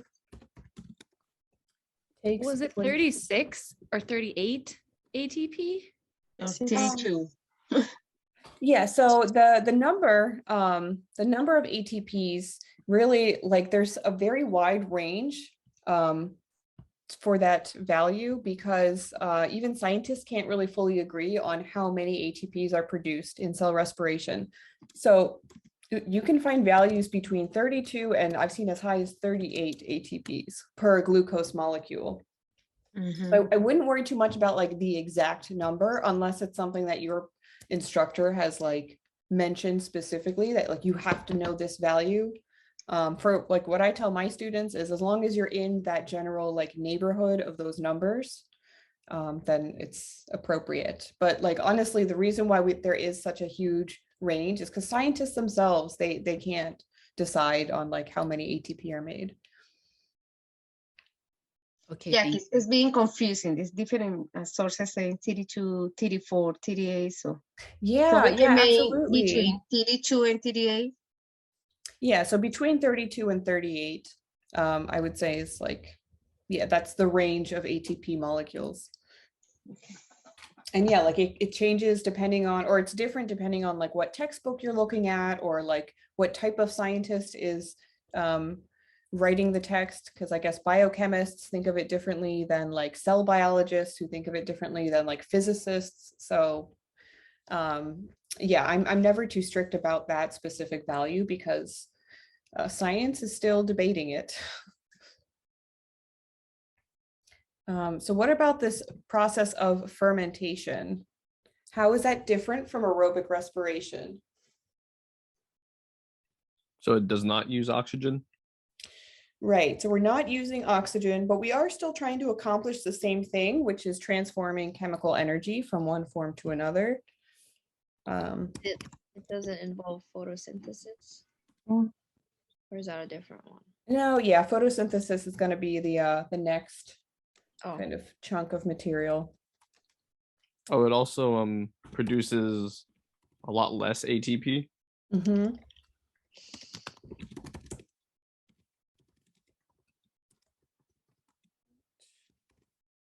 Oxygen. Yeah, produces. So one of the advantages is you don't need oxygen for it. So that take place in the cytoplasm? Yes, it's going to be in the cytoplasm. Cytoplasm. Required. A disadvantage would be, yeah, that you make far less ATP per glucose molecule.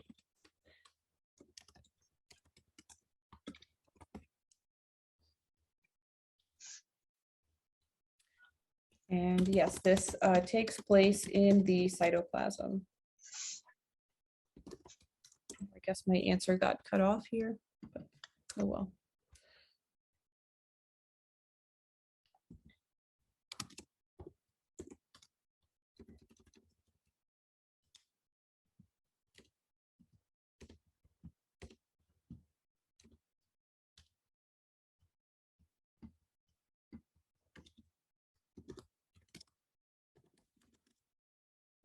All right, so our summary equation for cellular respiration, who wants to provide me with that? Do you want like, the names or the Glucose. actual chemicals? Yeah, so our glucose. Is 6H12O6. Mm-hmm. It's oxygen. Right, we need some oxygen there. And it produces carbon dioxide. Yes. Carbon water and ATP plus heat.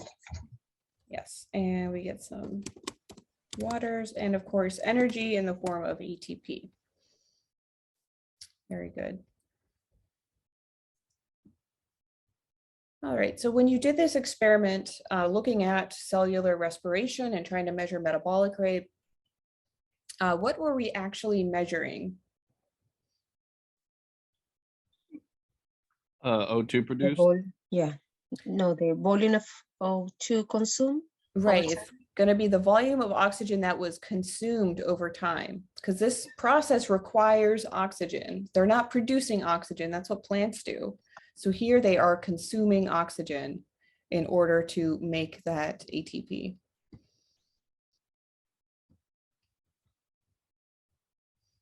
And so here's an example of that experimental setup with the cricket and the respirometer tube. And this entire setup was submerged into water.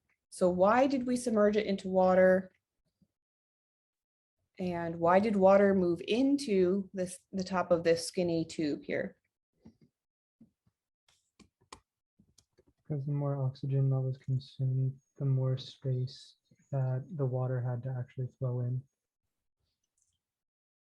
I heard the second part about water flowing in. I did not hear the first part. The more oxygen that they consumed allowed there to be like space for water to flow in. Right, yeah. So the respirometer was submerged and water began to enter the pipette as oxygen was consumed.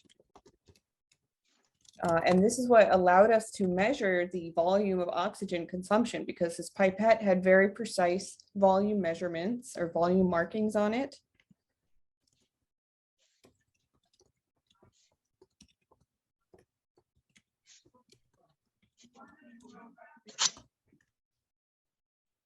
Why was the respirometer submerged? So that has to do with temperature. So we submerged them all in the water bath and then we let them sit there for a couple of minutes so that everything would be at like the same temperature. Okay, thanks.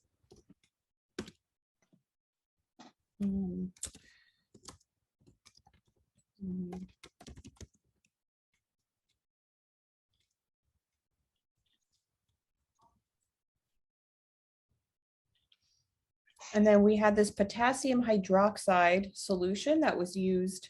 That's what this yellow stuff here on the cotton ball is. So why did we need to use that? What was that for?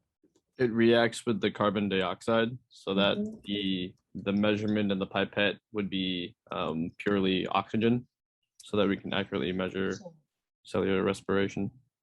Yeah, So exactly. remove the carbon dioxide too. Yeah, so it reacts with the carbon dioxide and it turned it into a solid. So it eliminated its presence as a gas in that chamber.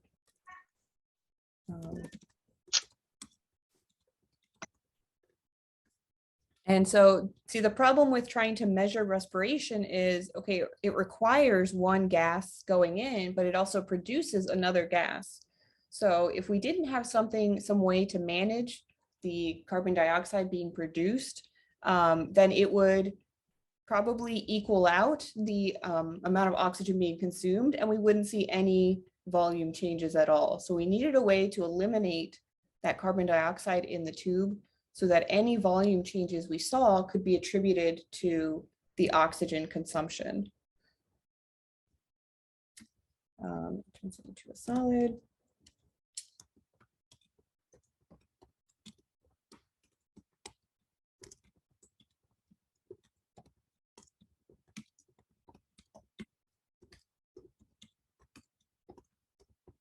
We're running out of space again.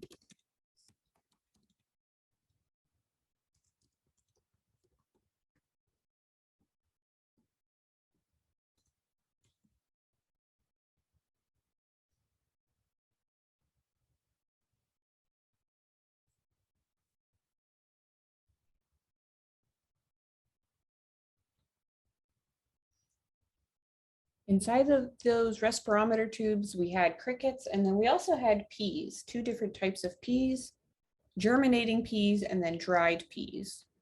What is germination, or how does that change, I don't know, the activity of a pea?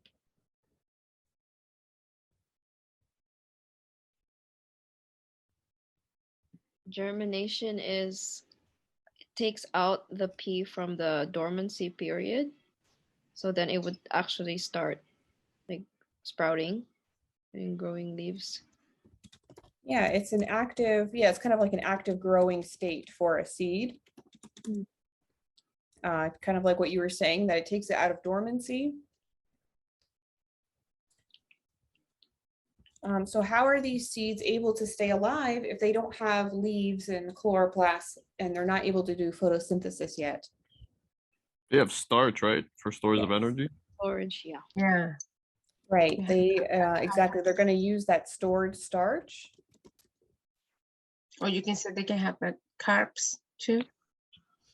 Yeah, that's what starch is. So starch is just a bunch of glucose monomers, right? So they're just going to break up that starch into glucose monomers and then feed that glucose into the cell respiration pathway. So they use starch to fuel cell respiration in order to grow. And germination, that would increase the rate of respiration, right? Yes, exactly. Yeah, they were, those peas, even though it didn't look like they were doing much, they were consuming oxygen because they were actively like doing cell respiration.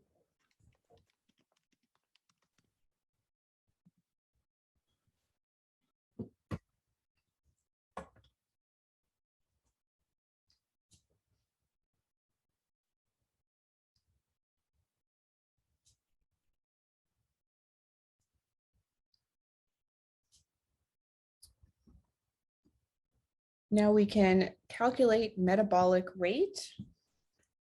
This is another one of these formulas that you have to memorize. And at the end of the review session, or like once we're done going through the packet, I will list out all of these formulas that I've mentioned. So which formulas you have to memorize for the lab exam. So I'll do that at the very end. But when you want to calculate metabolic rate, the easiest way to remember the formula is to think about the units for metabolic rate.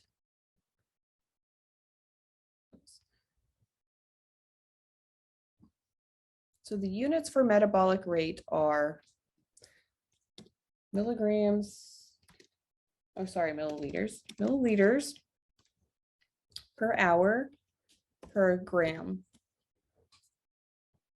So that's referring to the milliliters of oxygen consumed over time per hour and also per gram of organism mass.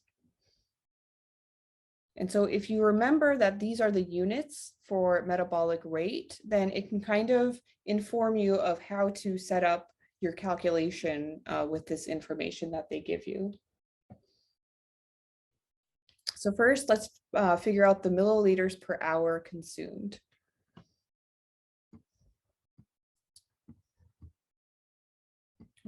Need that. Okay, so for milliliters per hour, I'm sorry?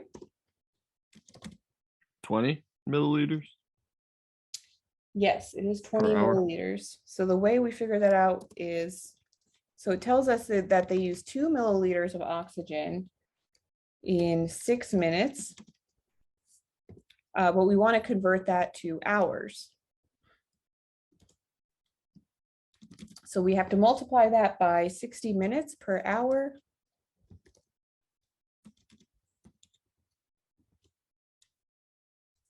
And then that is what gives us 20 mils per hour.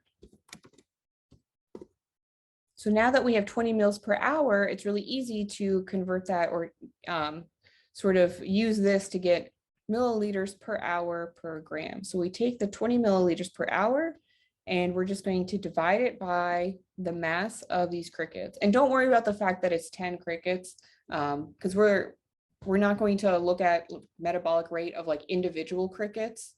I don't know why they put that number there. But that sometimes throws students off. They think that they have to like use that 10 cricket number. But no, all that we care about is like the total weight of all of these organisms together in the tube because they were all consuming oxygen together.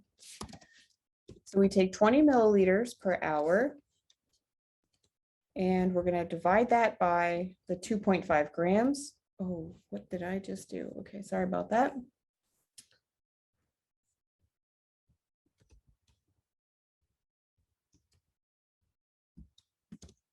Divided by 2.5 grams. And what does that give us?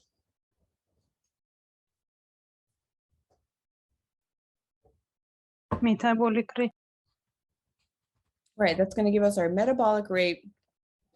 If we calculate this, it comes out to 8 milliliters per hour per gram.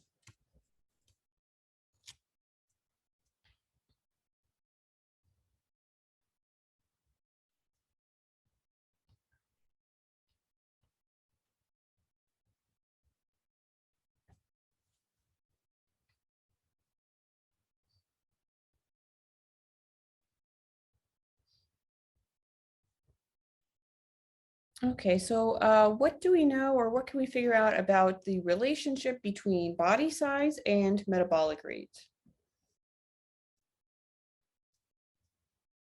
I feel like this is sort of a random question because we didn't really get into much to body size or like body mass in the lab. Would a smaller size lead to a higher metabolic rate? Yeah, the smaller sizes do have higher metabolic rates. Like I'm thinking about like small dogs and how they have higher heart rates than like bigger animals. Yeah, so smaller size has increased metabolic rate. And it's thought that it's because of like an increased like surface area to volume ratio that they are like losing heat faster because they have a small volume and comparatively larger surface area on the outside of their body. So that's why they have more metabolism.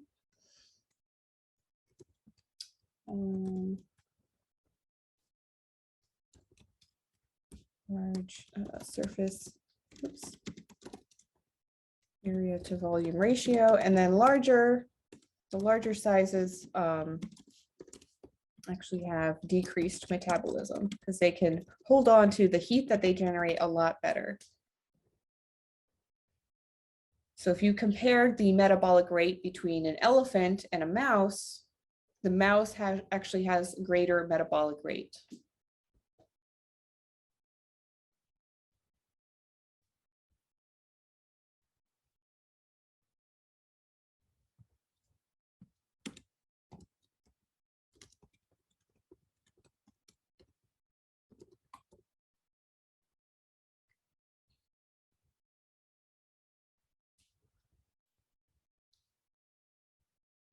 So if we took two different types of organisms, so a reptile, which is an ectotherm, and a mammal, which is an endotherm, and let's say they both were identical masses, so they both weighed 25 grams.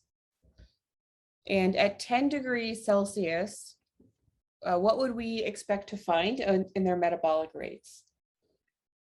The warm-blooded animal would have a higher metabolic rate because it has to generate its own heat to maintain that core temperature at that colder temp.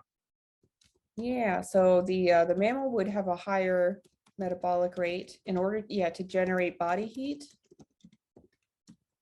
in a cold environment. And then what would the reptile do? Reptiles' metabolic rate changes based on the temperature. So it would slow down in colder temperatures.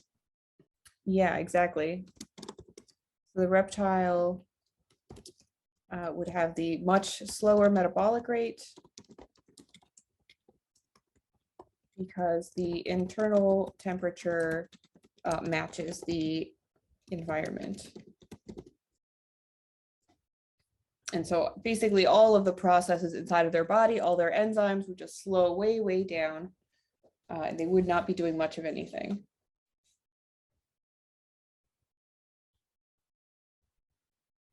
So now if we look at results from a metabolic experiment between a cricket and a mouse at different temperatures,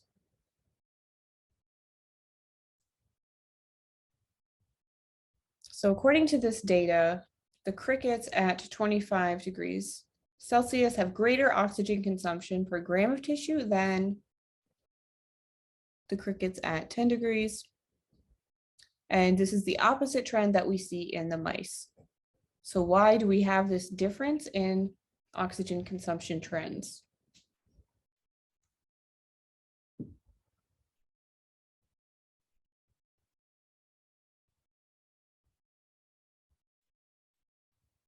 They're both making ATP through cell respiration, so it's not going to be D, mode of ATP production. That can't be it. It's probably not their size either, because we have kind of accounted for their mass with this calculation here. So that leaves us with either B or C. What do we think the answer is? C. Yeah, so it has to do with the fact that the mice have to regulate their internal temperature, and the crickets just have the same internal temperature as the external temperature. And I guess we can kind of express that here again. So the ectotherm's metabolism increases and decreases along with the temperature.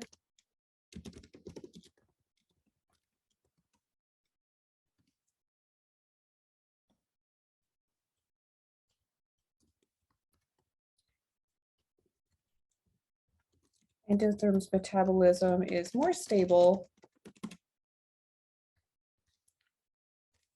and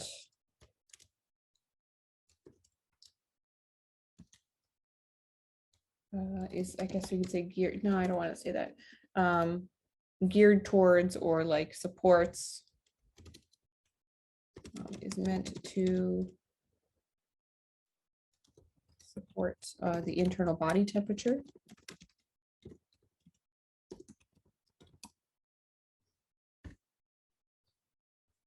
I guess we can say maintain instead of support.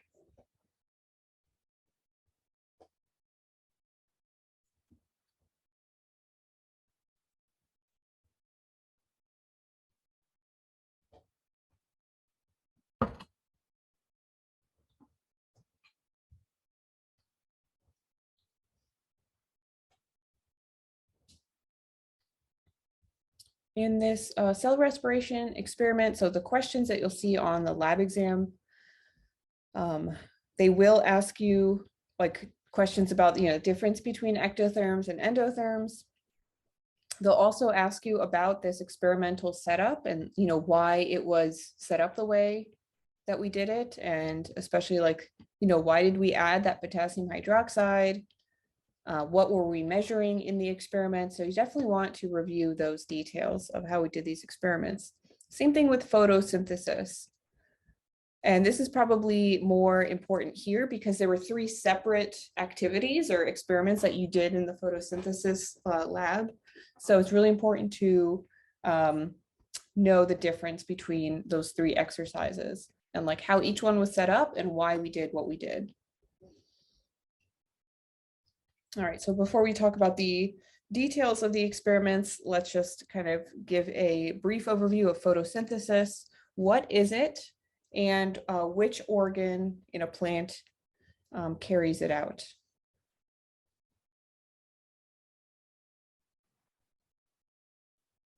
The chloroplast? Yeah, Yeah, so the chloroplast. chloroplast. So the organelle is the chloroplast, but if think about the organ, that's going to be like a larger part of the plant. So where in the plant do we find chloroplasts? The leaves? Yeah, the leaves. And photosynthesis is we're transforming energy, but what kind of energy do we start with, and what kind of energy are we transforming it into? We are transporting from, I think it's like a transformation like to oxygen, if I'm not wrong. Well, oxygen is going to be produced. Definitely, that's one of the outputs. It's light energy. Light energy. Light energy. So we're starting with light energy, or that's one of the inputs for this process. And we're transforming it into what? Chemical? Into oxygen? Yeah, chemical energy in the form of glucose or other sugars. And oxygen, it's not really, so oxygen is kind of a waste product of this process. Oh, so the not waste like the product. end goal.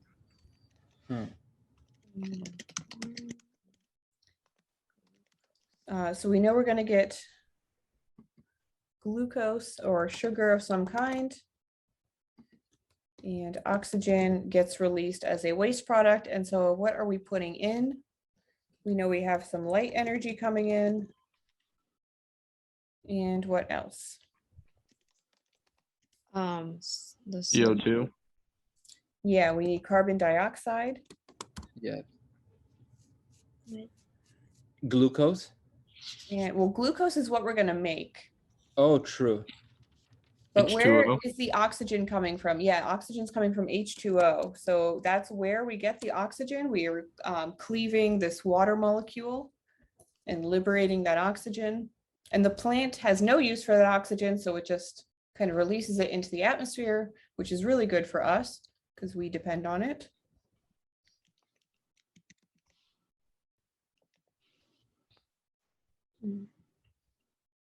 All right, so we're taking light energy and we're using that light energy to transform molecules of carbon dioxide. We're going to put the carbons together to form a sugar like glucose. And water is going to also be involved because we're going to steal electrons from water, and that's how oxygen gets released. So the pigment molecules, where do we find pigment molecules? Like in a chloroplast, where would we find pigment molecules? Chlorophyll. And the chlorophyll. A. Yeah, that's one of them. Chlorophyll is a pigment molecule. Chlorophyll A and B, I think, yes. They are in the Xanthophyll. chloroplast. So yeah, the pigment molecules like chlorophyll are located in the chloroplast, specifically the thylakoid membrane.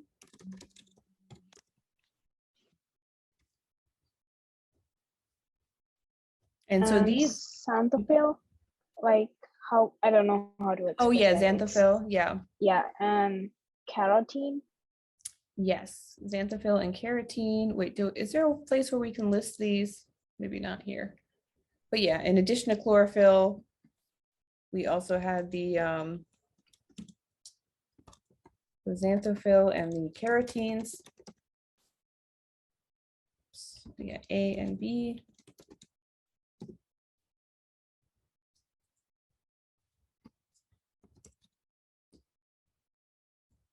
So these pigment molecules, these are special proteins, basically, proteins with some lipid parts attached. And their main job is to absorb that light energy. So what colors of light do they like to absorb? What colors in that like visible spectrum of light? Red, Violet, violet, blue. And then violet/blue. Yeah, so either at the red end of the spectrum or the violet end of the spectrum, those are the colors of light that get absorbed best. We found there were 4 different pigments. The carotene was really, really faint. That was the one that was like all the way at the top and you could barely see it. But the chlorophyll A, chlorophyll B, and xanthophyll, those ones were a little bit easier to see.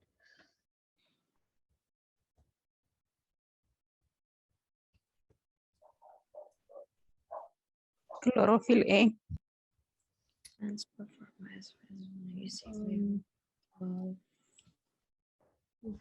Okay, so from the red and the violet blue parts of the spectrum, which one had the highest rate of photosynthesis? violet and blue. It was actually the In the red. red. ones. Yeah, The red spectrum. The red color light is absorbed the best. So that one had the highest absorbance when we did the absorption spectrum with the spectrophotometer. So the red color light is absorbed best. Wavelengths of this color contain the highest. Number of photons? Oh, maybe it is violet. Sorry, I was looking at my wrong. Sorry about that. Someone who said the correct answer. Yeah, the highest energy, the highest energy frequency or like photon, among other wavelengths.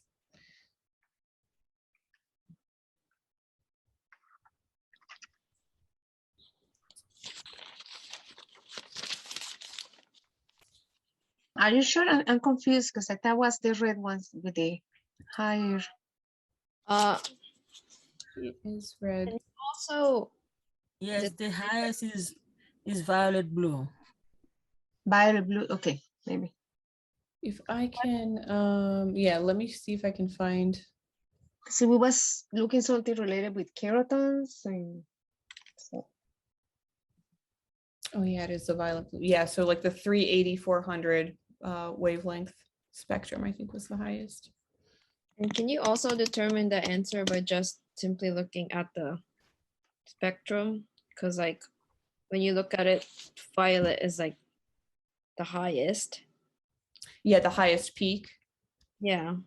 Let's see if this is gonna work. Nope, that doesn't work. Okay. Yeah, so that's kind of what it's getting at is like we were able to demonstrate this information using the spectrophotometer and seeing like where those peaks are. So the highest peak in that graph represents the highest absorbance of that light energy. And yeah, so that was at the violet spectrum, although the red end was the second peak.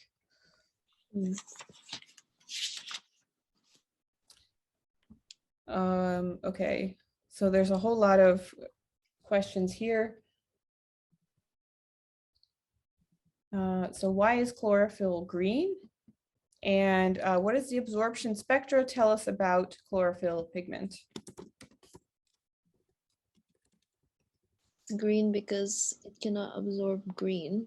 So that's what it reflects. Right, yeah, it reflects green wavelengths of light.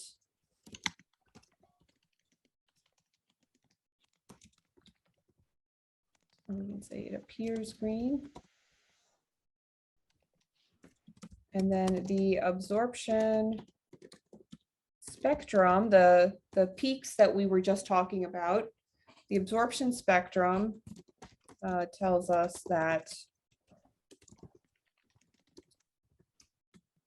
chlorophyll, or I mean, basically reiterating what we said up here. So chlorophyll absorbs red and violet wavelengths the best,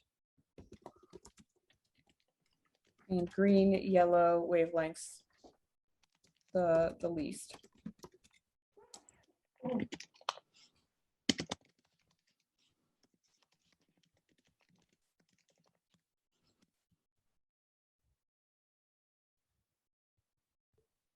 Going back to question 60, would you say pigments is that's the molecule responsible for transforming light to chemical energy?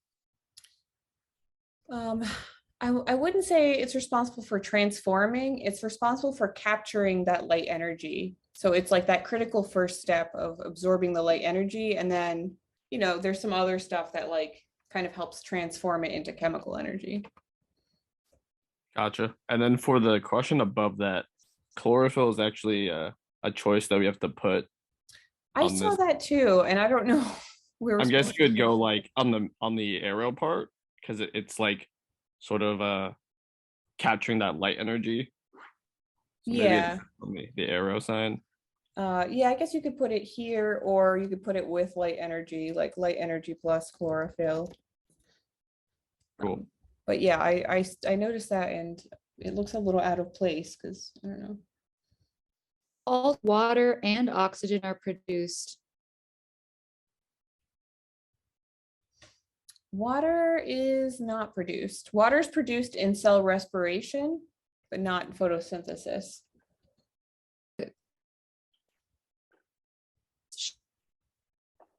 H6O2 and H is that. I'm sorry, you were breaking up there a little bit. Oh, sorry. I was gonna say in the lab exercise, it says that sugar, oxygen, and water are produced. Oh, really? It takes carbon dioxide and water plus light, and then it produces sugar. I guess that's why forests are kind of damp. Yeah, that could be. It could be, yeah, like trapping the water, or attracting the water. I mean, in terms of like raw inputs and outputs, I would put water on the left side of the equation, because this is where we get the oxygen for the right side of the equation. Is we steal some electrons from water, and then we release oxygen as a byproduct.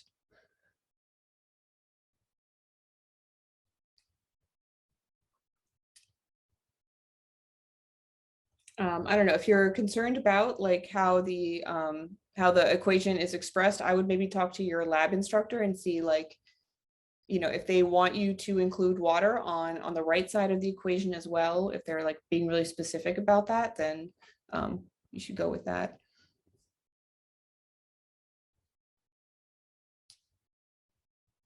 I think water will be produced if there is excess heat. Possibly. Yeah, like I guess thinking about, yeah, like a humid forest environment, like a rainforest or something, that there's a lot of like moisture retained, and it could possibly, yeah, be produced. I don't know if it's produced from photosynthesis. It could also be produced because, you know, plants do cell respiration too.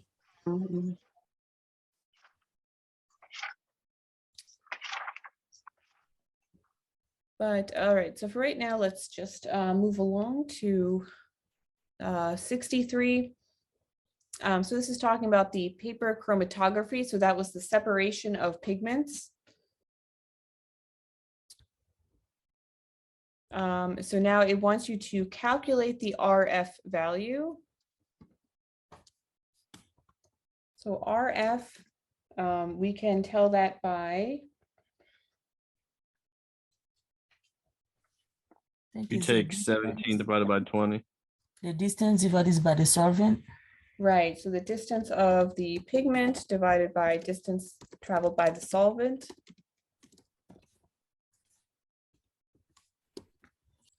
So that would be 17/20.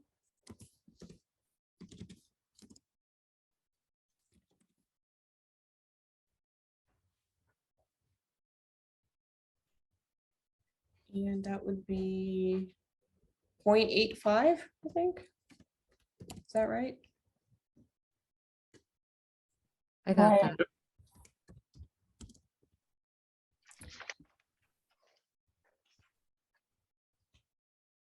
Okay, and then this first question that we kind of skipped over, what factors affect the movement of pigments on paper chromatography? There's 3 factors.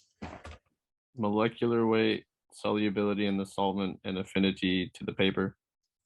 Right, so molecular weight, so basically the size of the pigment molecule, how soluble it is in the solvent, and the affinity for the paper. And affinity refers to basically how much it likes the paper molecules. Is it going to really stick to those paper molecules very strongly and therefore not move or migrate? Or if it has a low affinity for the paper, it'll be able to travel further.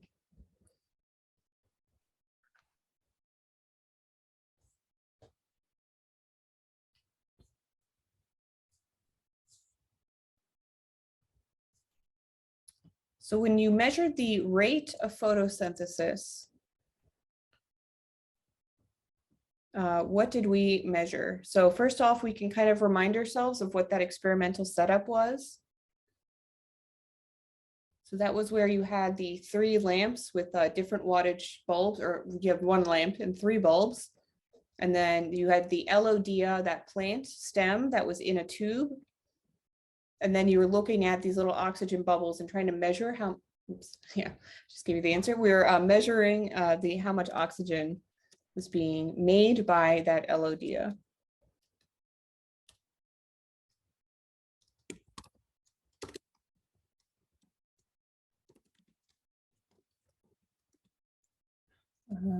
Amount of oxygen produced.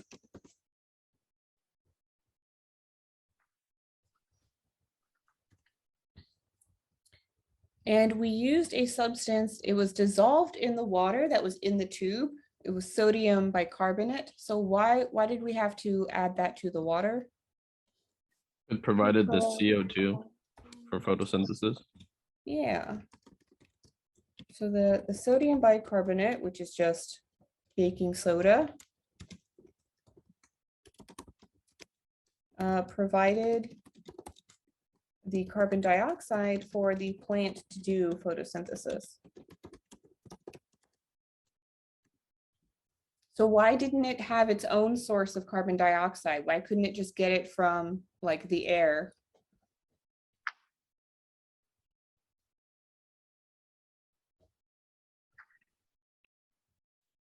We're inside.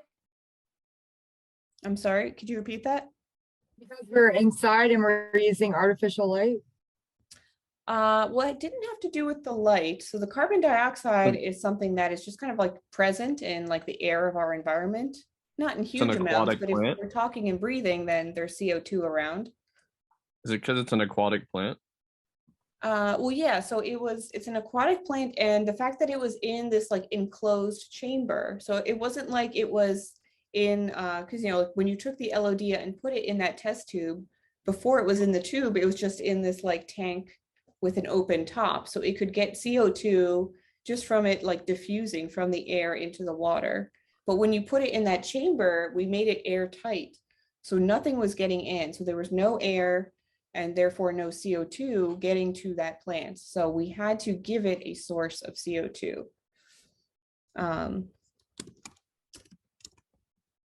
So there was no air and therefore no CO2 in the closed test tube.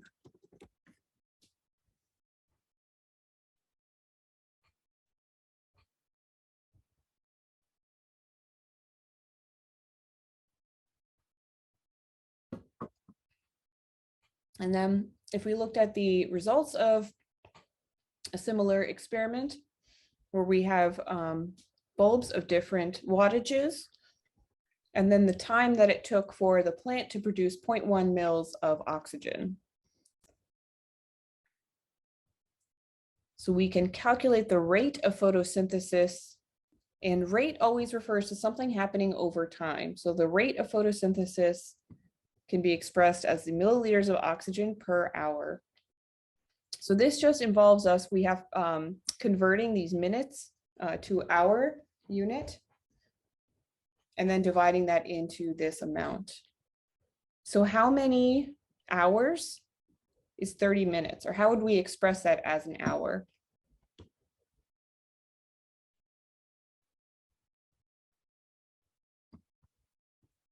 Multiply by 2.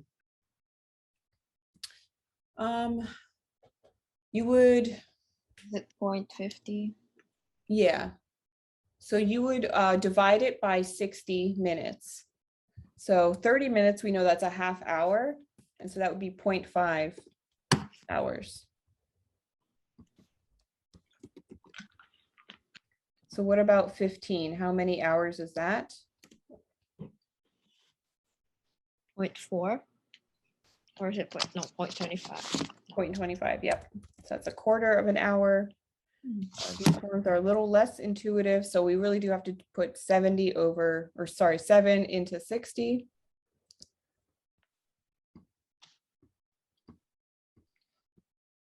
We're doing 7 minutes times 1 hour divided by 60 minutes.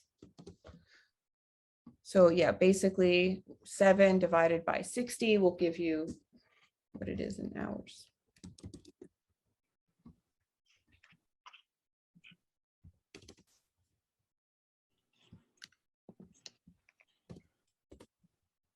Ah.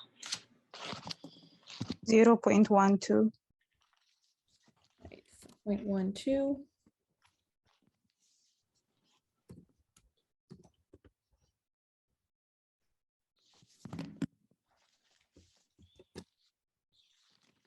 So wouldn't it be 7 over 7 over 60?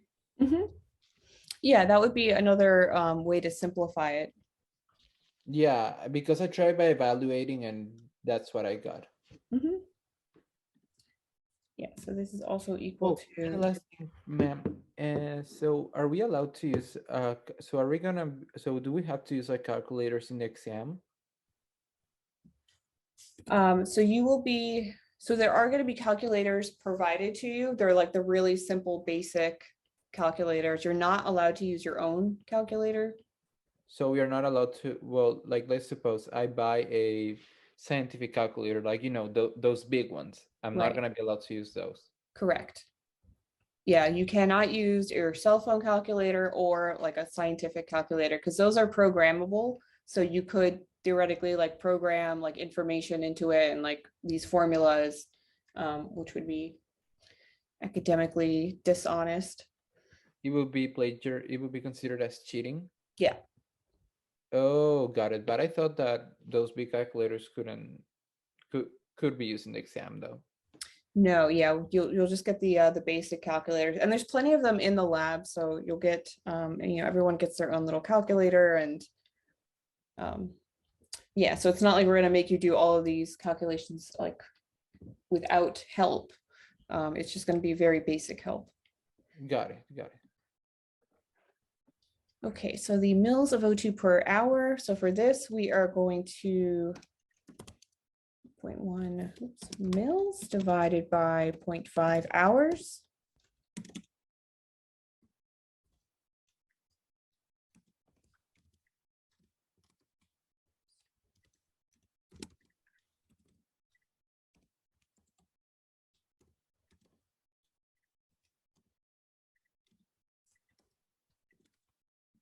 I got 0.2 over 0.2 milliliters over 1 hour. Milliliters per hour. Perfect. 1 hour, yeah.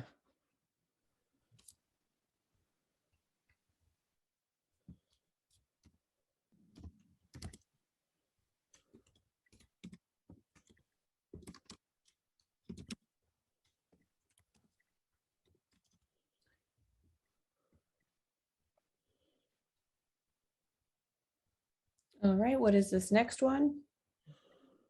0.4. Perfect. Yeah, 0.4 mils per hour. 0.83.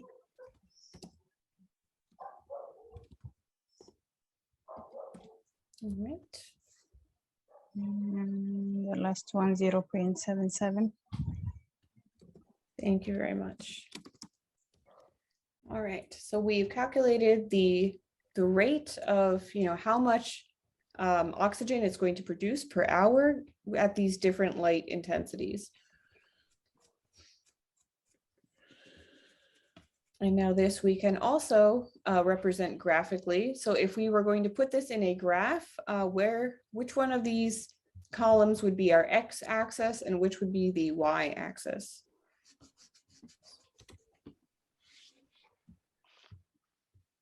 X can be the watts. Yeah, our wattage would be the x. And rate of photosynthesis, the Y. Yes, exactly. Right, so we'd have the wattage along the x-axis and then rate of photosynthesis along the y. And when you plot out the points, just looking at the data, we can see like it's increasing, okay, from 50 to 100 to 200, it keeps increasing. And then at 300, it actually decreases a little bit. So if we graphed it, it would probably look something like this, where it's increasing and then it just kind of goes off like that.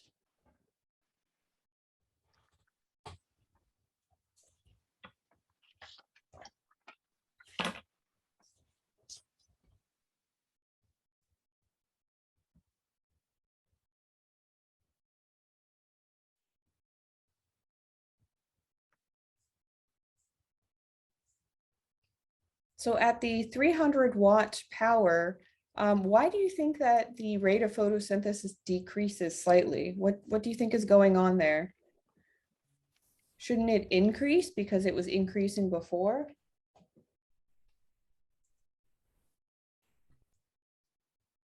I think when the wattage becomes increasing, it becomes too hot. When it is too hot, the guard cell starts to release water as in the form of evaporation, I think.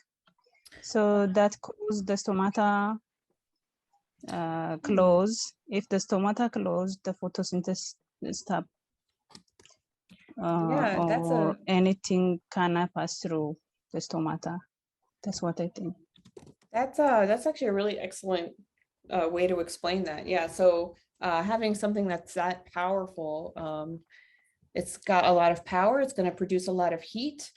And if it's too hot, then plants instinctively want to close these stomata, those little openings that they use for gas exchange. And yeah, they want to kind of conserve water, so that might limit the amount of photosynthesis they can do. And question, I was talking to my professor, and like if you keep upping the wattage, like the plant eventually dies, right? So it would, the photosynthesis would slow down. Like, does that have something to do with this question?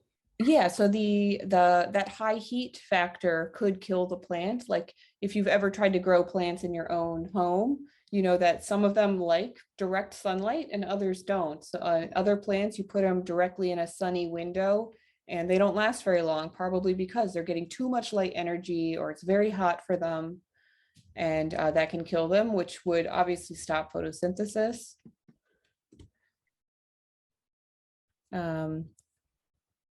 Another factor could be the chlorophyll pigments.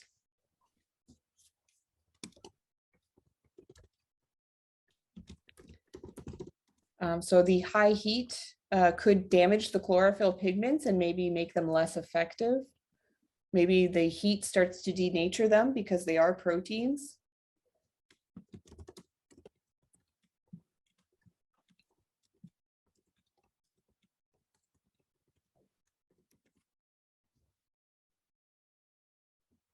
Ernest, I see your question for 8 minutes. round it up to make it the same as 7 minutes. I mean, I guess we could, but I mean, I don't know, that's a big enough difference, 0.12 and 0.13. It certainly made a difference here in the rate of photosynthesis.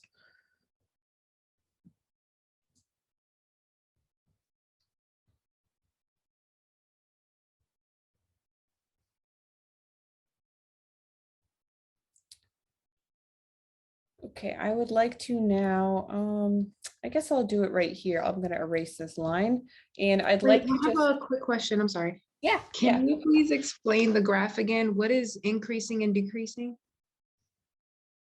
Oh, the graph I just erased? Yeah. Sorry. Oh, yeah, no, it's good. Yeah, so if we had on the x-axis, right, our independent variable is the wattage, the power of the lamp. And then on the y-axis, we have our rate of photosynthesis, which we calculated is milliliters of oxygen produced per hour. Okay, so that would be over here. And if we look at these numbers that we got, so at a given wattage, we had a given, amount of photosynthesis happening. As we increase the wattage, the rate of photosynthesis is also increasing from 0.2, then to 0.4 to 0.83. It's basically doubling. Every time we double the wattage, the rate of photosynthesis is also doubling. And then at 300, instead of going up again, it actually starts to decrease slightly. Okay. So that would indicate that maybe there is some upper limit of light intensity that at which photosynthesis is no longer occurring very efficiently. So maybe it's too hot, maybe we're destroying these chlorophyll pigments. Also, that was that drop down point. Yeah, exactly. Yeah, Okay. so it's like we're increasing, and then at that last wattage, it's just kind of like, boop, a little bit down. Oh, I see. Okay, thank you. Mm-hmm.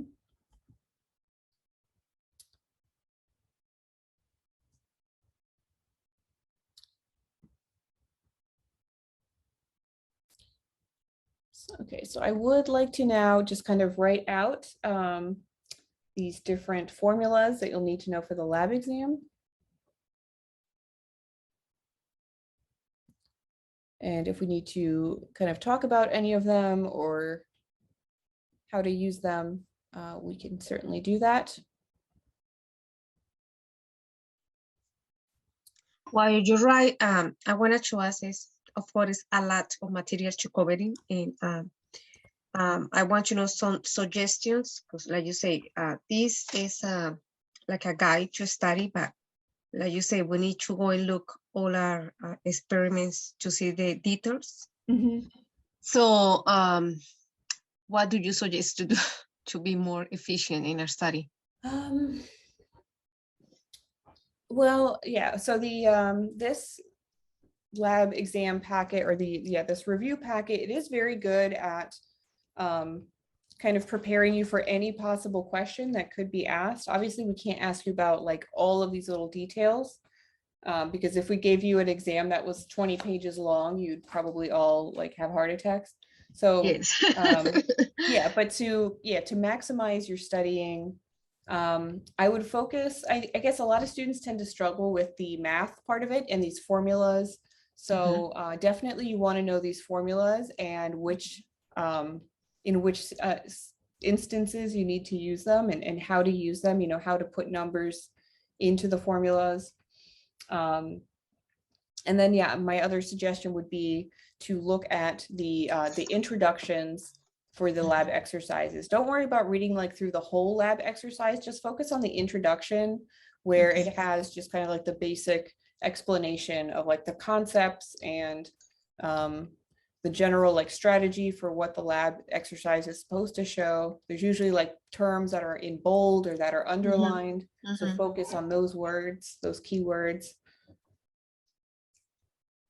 Okay.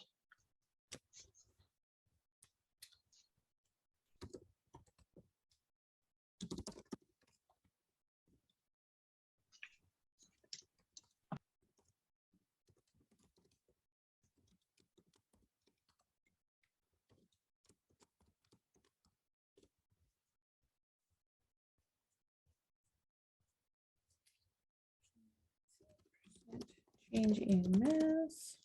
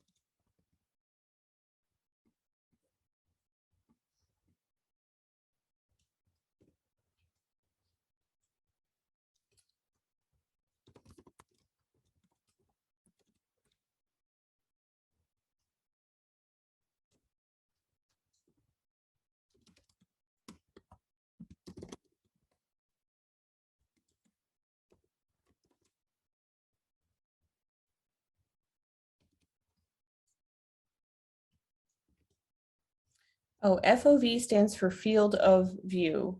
So that's for like the looking through a microscope. When you see like that circle, that's your field of view.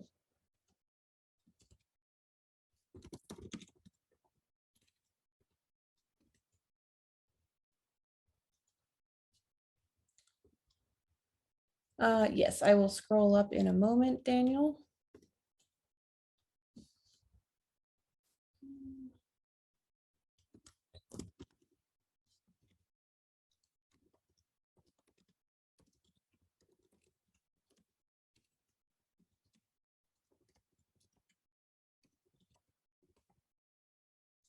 One, two, four, five. 1, 2, 3, 4, 5. Yeah, so these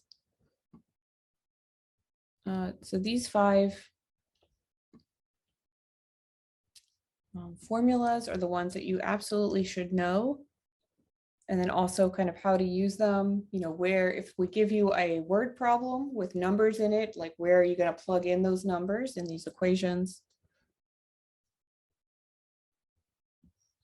And that's one thing that this this review guide is really good about, is it gives you these like practice scenarios where you can practice using these formulas. So the dilution calculation, C1V1 equals C2V2. The field of view calculation, which the M stands for magnification and the D stands for diameter. And we had our percent change in mass. So that was in relation to the osmosis experiment with the potato pieces. Then we had metabolic rate, which is mils per hour per gram. So if you just remember mils per hour per gram, it's really easy to just kind of plug in the numbers and figure out what answer you're supposed to get. And then the RF value, that has to do with the separation of the chloroplast pigments. And that's calculated as the distance of pigment divided by the distance of the solvent. The RF value should always be less than 1. So the distance of the solvent, that's like the upper, like that's the thing that travels the most. The pigments should be somewhere like below that solvent line. So the RF value is always less than 1.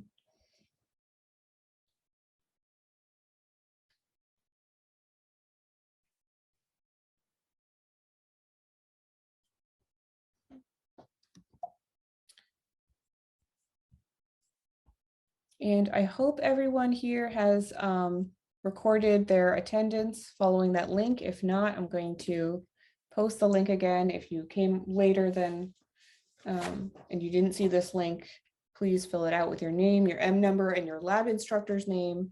You only need to fill this out once, so if you already did it, don't worry about it. How can you do that, ma'am? So if you open up the chat, I posted a link there. And you're going to click on that link. It'll take you to like a submission form where it asks you for your name and your M number and all that other information. Okay. Oh, sorry. Yeah, it's asking my last name. All right, so Daniel, I will take you up to 62. Oh, Julianne, so the rate of photosynthesis, I guess it's similar to the metabolic rate, except you're not taking into account the mass. So the photosynthesis rate is expressed as milliliters of oxygen produced per hour.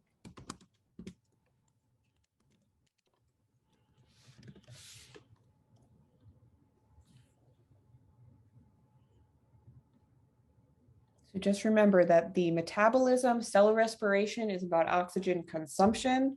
Photosynthesis is oxygen production.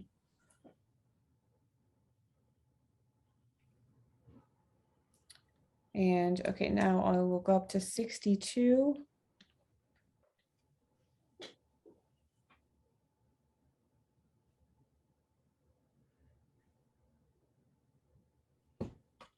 All right, good deal.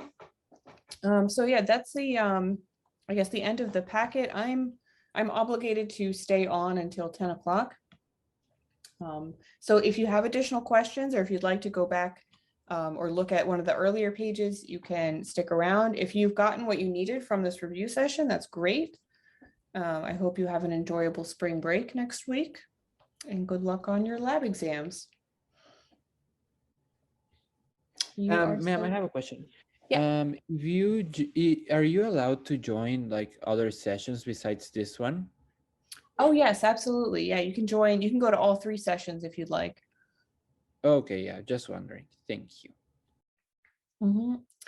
Yeah. So I have a question. yes. I'm wondering if you, my professor gonna receive that recording and he can share it because I missed some part of it. Is that recording gonna be shared? Yes, absolutely. Okay. So once I've logged off of here, I'm going to be converting this recording to a YouTube video, and then I'm going to share the link with all of the instructors, and the instructors should share it with you. But if for some reason your instructor doesn't, or they just forget to, and you want to reach out to me directly and ask me for the recording, I'm going to put my email in the chat. So just reach out to me and just say like, you know, can I have the review link, please? And it's a lot easier for me to respond to an email and I can just like cut and paste the link there. So rather than me like writing all your emails down. So just send me an email. Oops, it's supposed to be Montgomery, not Montgomery College. Misspelled that. But yeah, you can send me an email and ask me for the link and I can send it to you directly. Sounds good. Thank you. And okay, so I see page 2 and numbers 34 and 35. So I'll get to those in a moment. And then I saw another question up here, the link to the YouTube. Oh yes, and Andrea, the photosynthesis rate is O2 produced. Yeah, because photosynthesis is making O2, cell respiration is consuming O2.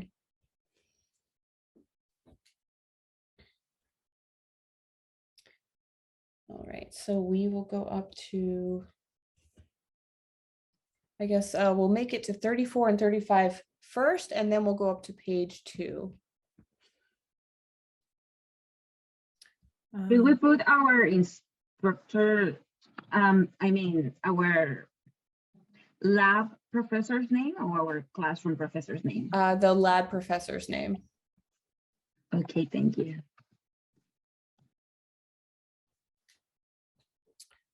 I'm not sure why I can see the email that you just sent in the text. I can't see it. Oh, okay, I will write it again. I think, oh, there's a lot of other messages that came through. Maybe that's why. So yeah, but it's just hets@montgomerycollege.edu. Okay. So. All right, thank you. Professor, you have an idea, the average, how long we're going to have for do these days and maybe how many questions? I think you get a maximum of like 2 hours for the exam, I think, or an hour and a half. I forget exactly. I mean, I don't put a time limit for my students. I think some instructors are more strict about that. So you might want to ask your lab instructor. Okay. And as far as the number of questions, I'm trying to remember. I would say maybe like 30 or 40 questions total. Got it. And you said that that will be multiple choice and free answers and something like we need to rotate.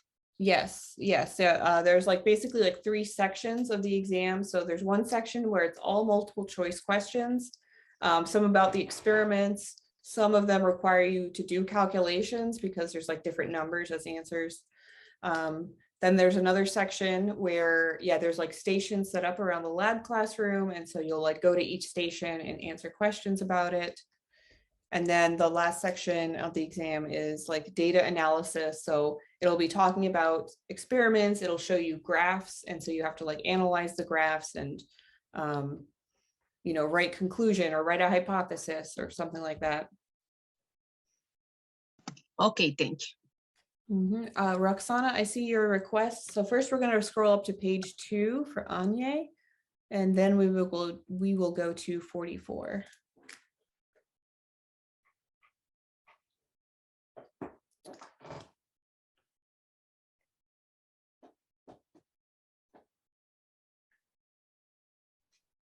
A little bit more.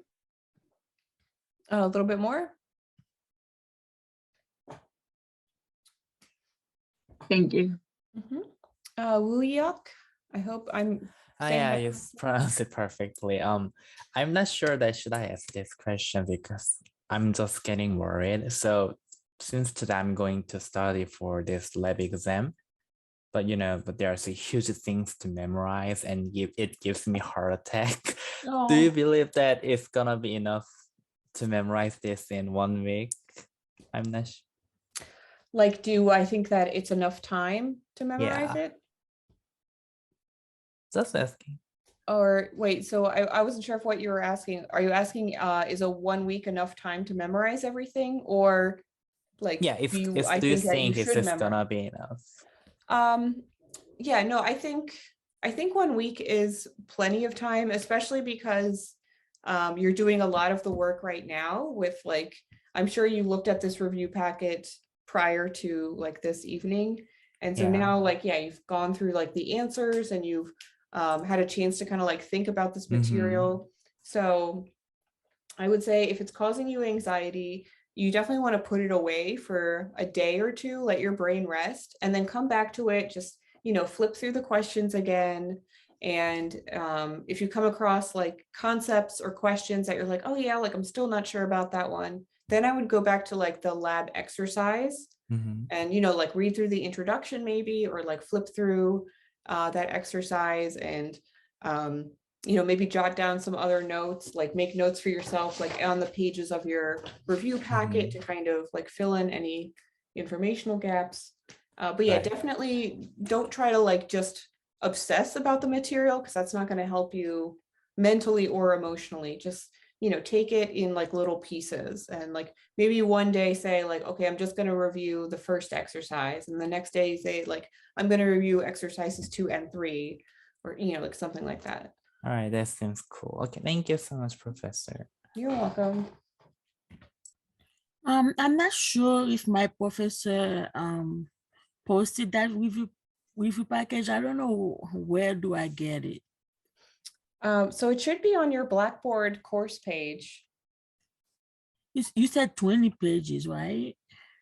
Well, I was kind of exaggerating. However many pages this is, I guess this is 15 pages. But this, I have not seen that, so I'm gonna check it out. okay. Well, so this document that we're going through now, you haven't seen this before? I've seen some of them, not the whole 15 pages. Oh, okay. Well, yeah, because this is, yeah, I think if we scroll all the way to the bottom, it will tell us this is, yeah, 15. Okay, this is page 14. So yeah, this is page 15.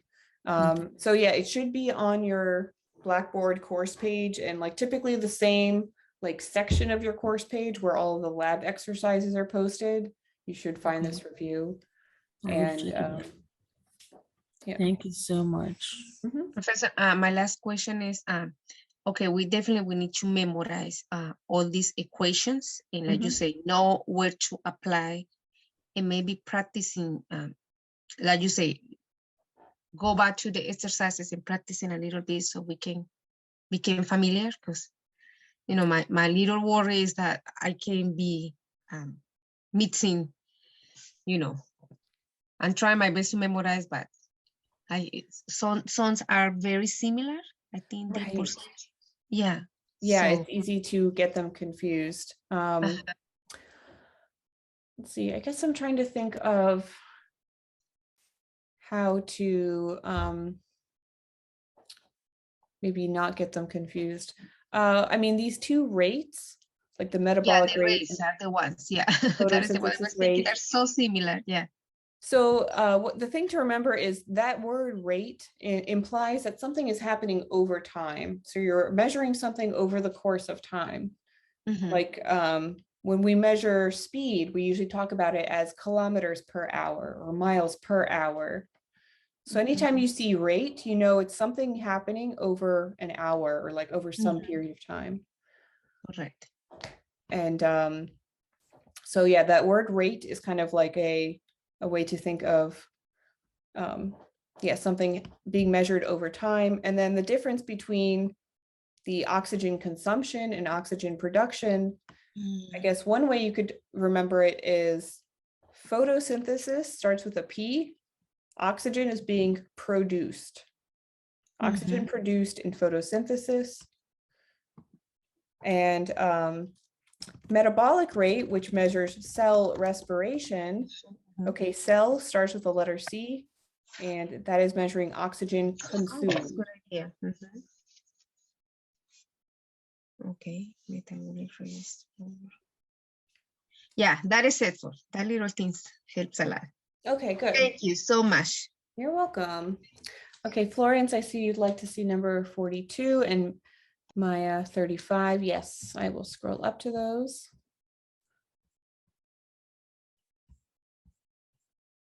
42. What's that one? Oh, yeah, these are the dilution calculations. So using that C1V1, C2V2.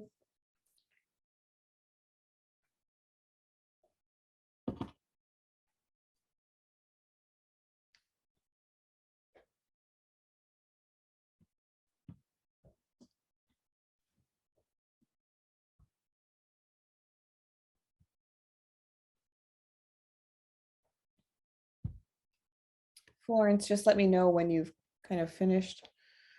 Yes, Carolina, I can go back to the equations after this.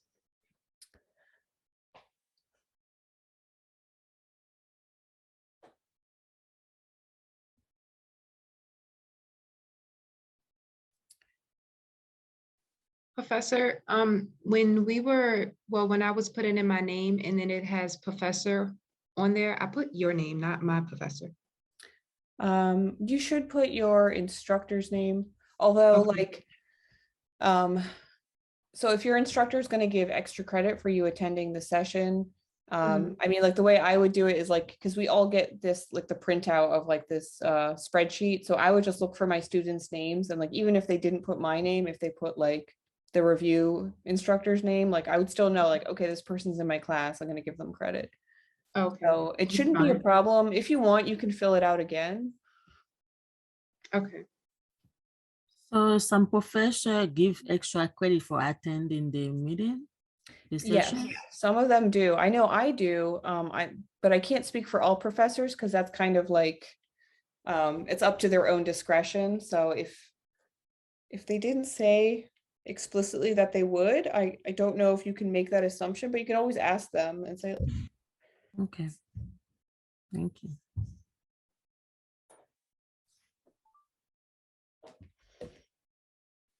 Okay, I'm good. Thank you. okay, yep. All right, and Carolina, we'll go back down to these equations.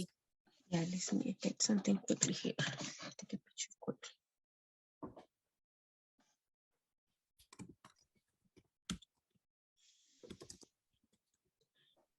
Okay, got it.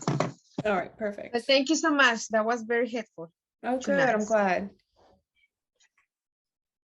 So again, this packet is you know,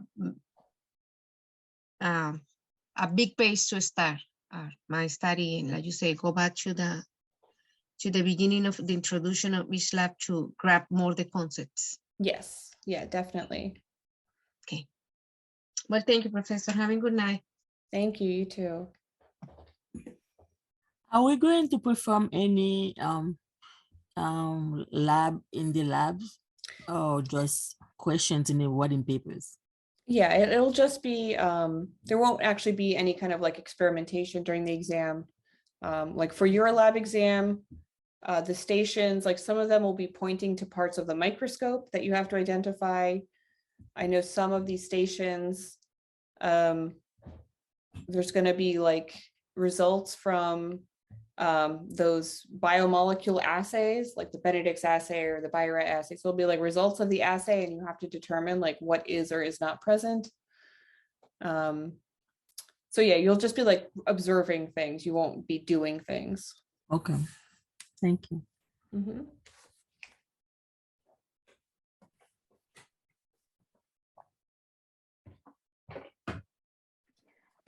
Professor? Yes. So do we have to tell our answers in front of the professor? I mean, the professor during the lab exam, like you just mentioned?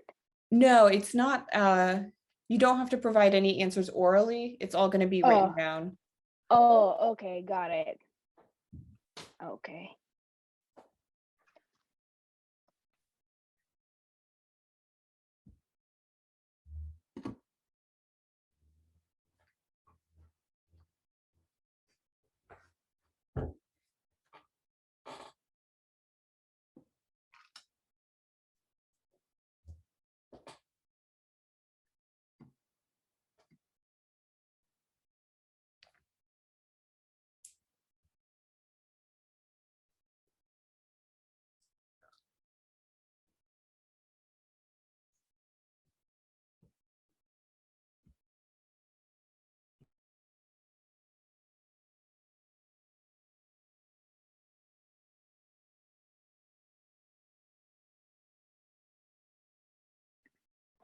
Professor? Yes, I'm still here.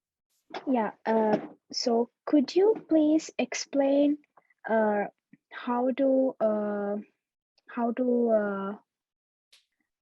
find a hypertonic situation from a hypotonic situation, like in the 38 question number? Okay. Well, first I'm going to go to 49 for Florence. Sure. And then, yeah, then we can go up to 38.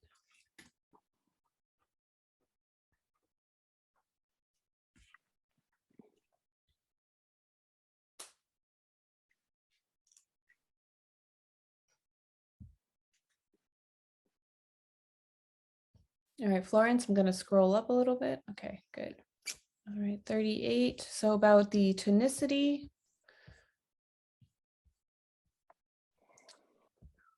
Oh, okay.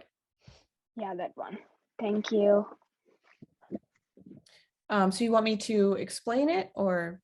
Yeah, just briefly explain like how to tell the difference. Just a little bit.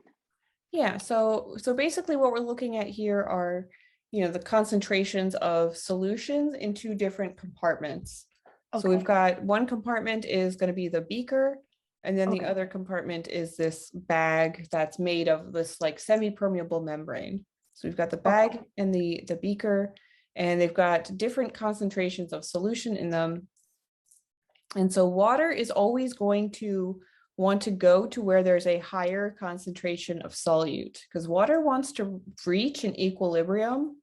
It wants there to be equal amounts of stuff on either side of a membrane, right? So like this is like the ideal situation. This is isotonic, and this is what water always wants to achieve. Okay. So if the number outside is greater than the number inside, water's going to try to leave in order to lower this number. It wants to dilute this solution. Okay. So can you just tell that again, because I'm gonna write down that part. Sure. You said like the number outside the cell is greater than the inside. Yes, if the number outside is greater than the number inside, water leaves the cell. The number outside is greater than the inside, then it leaves it leaves the cell, right, Professor? Yes. Okay. And also that makes a hypertonic situation. Right? So the No, sorry. in this case, so wherever the higher number is the hypertonic solution. Okay. So hyper means an excess. So we've Okay. got like an excess concentration. In this case, we've got excess concentration in the beaker. Okay. And then we've got hypotonic. We've got less concentration in the bag. Less concentration in the bag. Okay. Got it. Yeah, so if we look at beaker number 4 or example number 4, it's the like reverse situation where the bag is now hypertonic because it's got more solute, it's got a greater concentration than the beaker. And so for that reason, water is going to enter the bag or the cell because it's trying to dilute this solution. Okay.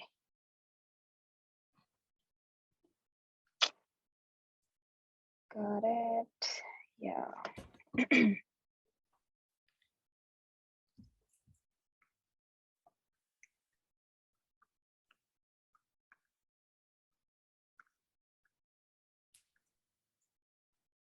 Cell number 4 is hypotonic, right? The cell is hypertonic. Tonic. Okay. And then the beaker is hypotonic. Okay. I'm sorry to interrupt. So we have to know both, like where the cell and then the outside where the water is. We need to know which one's hypo and which is hyper. Yes, because like knowing which solution is hypo or hyper will tell you like in which direction the water is moving across the membrane. Is water entering or is water leaving? So water is always going to go to wherever the higher number is. And the solution, is it the yellow bag? That's the solution, right? Yeah, so we've got like that's like the one compartment, the bag or the cell, it's like a fake cell, and then we've got the beaker compartment. Okay, thank you. Thank you, Professor. You're welcome.